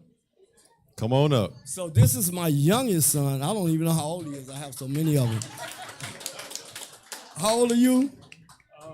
I'm 34. I'll be 35 in March. Okay, so my baby is 34. And he's not the baby. I have a daughter that's younger than him. She's 30? She's about 30. Yeah, I think she's like 30. So anyway, This is my son. He's a commercial realtor for anybody looking for real estate stuff or whatever. We're not here to promote that, but I just want to introduce him and give him acknowledgement that whatever platform that our doors open up, that the family have to follow it. I only got like about 30 years left. Absolutely. I'm out. Right, Thank you. Thank you so much for that, brother. Thank you. Thank you. One last thing. I'm going to leave my card at the front desk, and if anybody wish to follow, look up, or do whatever, the card will be there. I don't have many. You take a picture with your phone. Follow it on whatever, how that social media stuff that they be doing, whatever they do. Yeah. All right, I'm out. Thank you, brother. And that brother was absolutely right. God sent him up there to end us and take us home. And that brother talked about time. And I want to recognize all of you for spending your time today here in this room, learning more about reparations, talking to the California Reparations commissioners that came down into the community to be with you today and deliver information. I couldn't agree more. How you spend your time is important, and you spend it here today. So give yourselves a round of applause. Damian Goodman. Damian Goodman. Is Damian here? Okay, did Damian want to say a couple words? Because speaking about time, I do want to be respectful of the senator's time and the chairwoman's time. But come on up, Damian. Yeah, I looked back in here. I was like, y'all still going? But it is Sunday, so we used to going along in church. I'm hearing a lot of We can't hear you, Damian. We can't hear you. Well, first off, I just want to appreciate all the work of the people, both on stage and in this room, to get us to this point. This is not easy, and I think that it's especially profound that we're doing this on this day. I mean, we've got Walmart that wants to have Juneteenth ice cream. No, we can't talk about Juneteenth without talking about reparations. That's right. And I appreciate that we're not just, I'm just going to say it. We can have a concert any day. Black people can have a concert any day. A concert sponsored by Amazon is not necessarily what we should be doing on a Juneteenth. We should be having these conversations.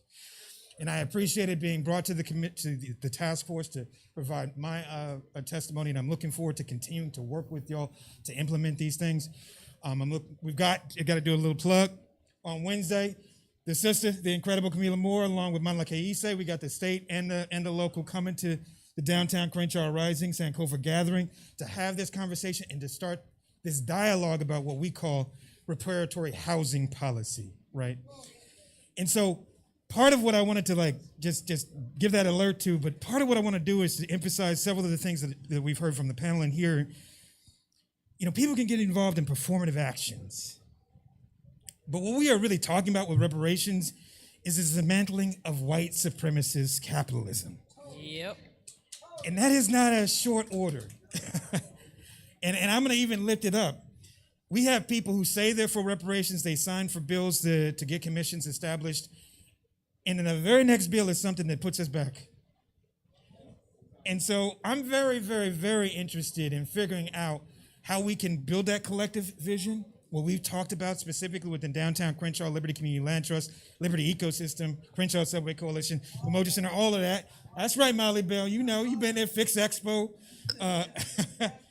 What we've talked about is how do we see ourselves as a collective? How do we see ourselves and recognize this crass individualism, which is a feature of white supremacist capitalism, will be our undoing. Yep. And so, and I say this all the time, especially in Leimert Park where the houses go for $1 million. You could add a zero to that Evanston amount, which was $25,000. You could give us $250,000 for homes, and that still would not be enough to keep this community black. Yep.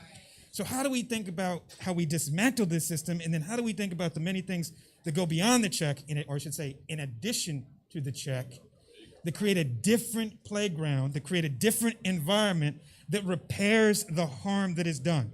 And so when we talk about reparatory housing policy, that's what we're talking about. Because there's stuff the city council, there's stuff the county board of supervisors, and there's stuff the state legislature, each of which is supermajority Democrat, the black people vote 90% for, can do right now that doesn't involve an appropriation of $1 for a check. So if you can't do that, I definitely know I'm not getting my check, right? So that's what I'm very interested in talking about, very interested in inviting people to be part of it. We bought that site at Total Experience. We got a survey going around. We want to hear what the people have to say. We are about taking as much land off the speculative real estate market to put it into the collective control of the community. And so thank you again. I am so grateful for the work you're doing. I know how Thank much you, you're doing. brother, for Thank your you for work. the people that are doing it. Thank you for your work, Appreciate brother. you. All right. Absolutely. All right, Damien. Absolutely.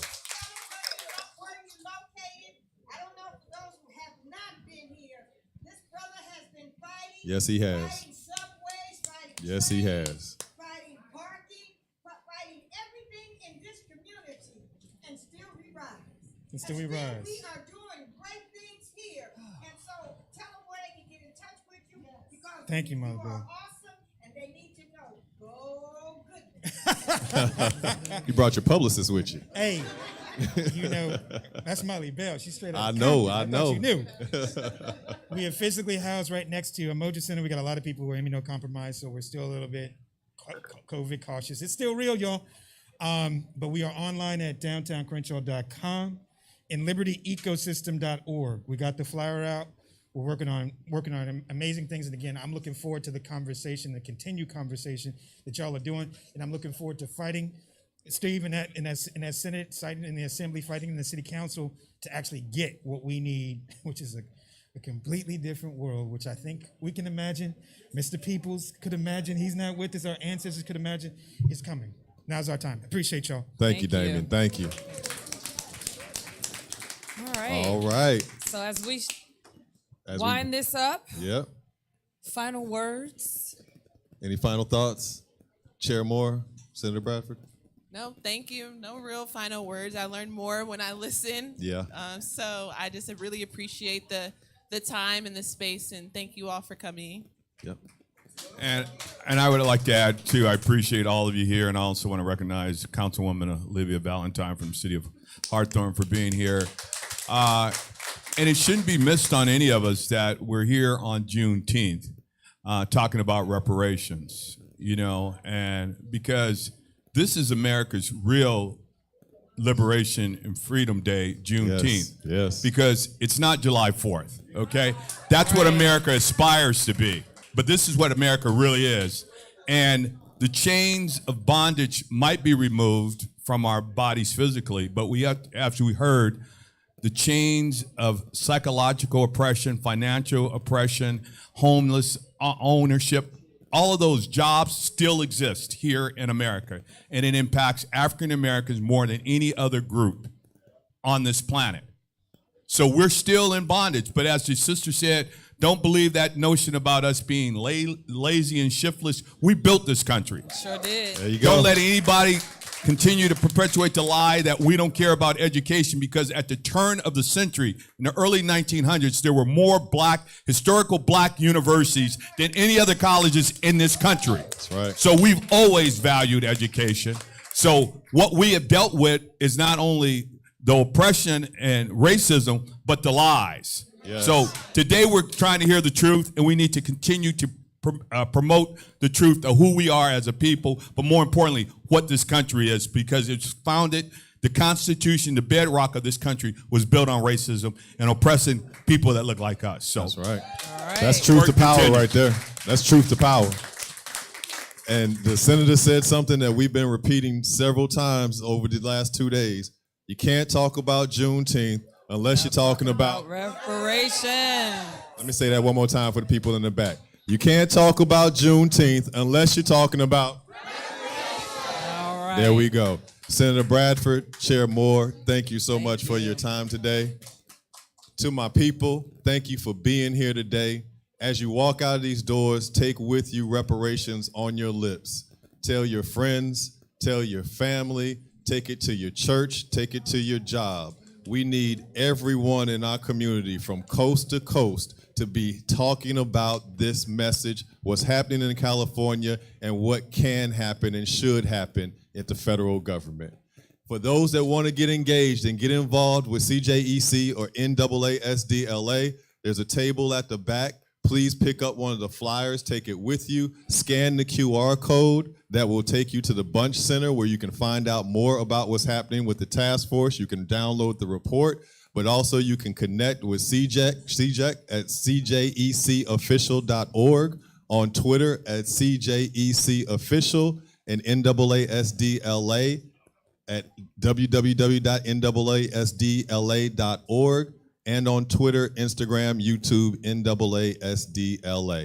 Please get involved. Please get engaged. This is all hands on deck. This is our entire community.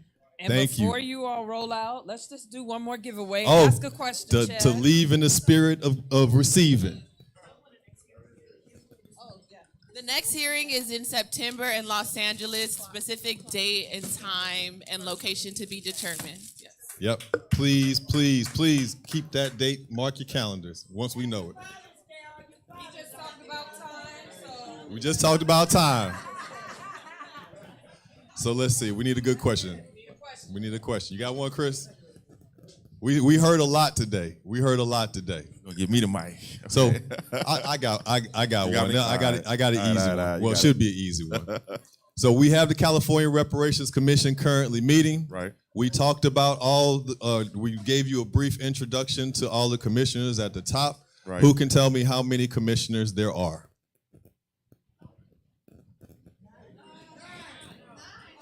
I heard 9. That's the correct answer. That's the correct answer. So take a clock so you can watch your time and how you spend it. She's winning. She won 3 things.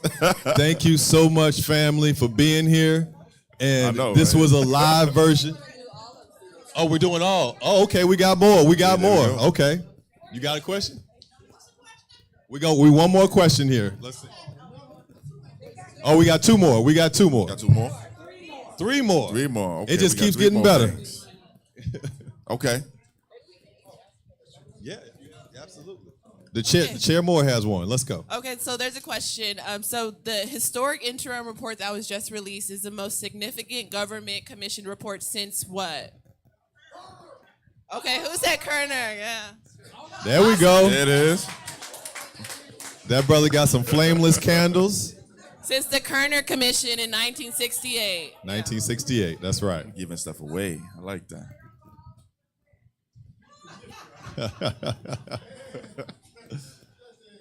All right, brother Chris, you got one for our next giveaway here? Oh, okay. Yeah, I got one. Okay. So we're gonna take it back to the essence, to the beginning. In what year was the law that created California's first in the nation Reparations Commission signed? What was the year that the commission was signed into law? See if y'all was paying attention. Hold on. Hold in the back. 2020? That's the answer. That's correct. That's correct. Come on down. Let's do it. Any more? All right, we got one more. Oh man, I like that one over there. Yeah, that's a nice one. Yeah. Senator, you have a question? I'll ask one. So You got there's another a, one? Okay, so there's a preliminary recommendation in the report for the task force to support ACA 3. What is ACA 3? What would that do? Ooh, that's a good one. We got some ringers. Hold on.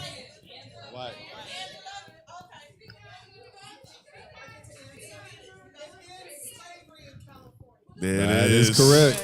Come on down. That is correct. That's it? All right, y'all. Well, happy Juneteenth, everyone. Yeah. Happy Father's Day. Happy Father's well. Day. Yes. Thank you for being here. Appreciate y'all. Take reparations with you wherever you go. Oh, man, that was dope. That was super dope. Yes. You mean, let me take it for you?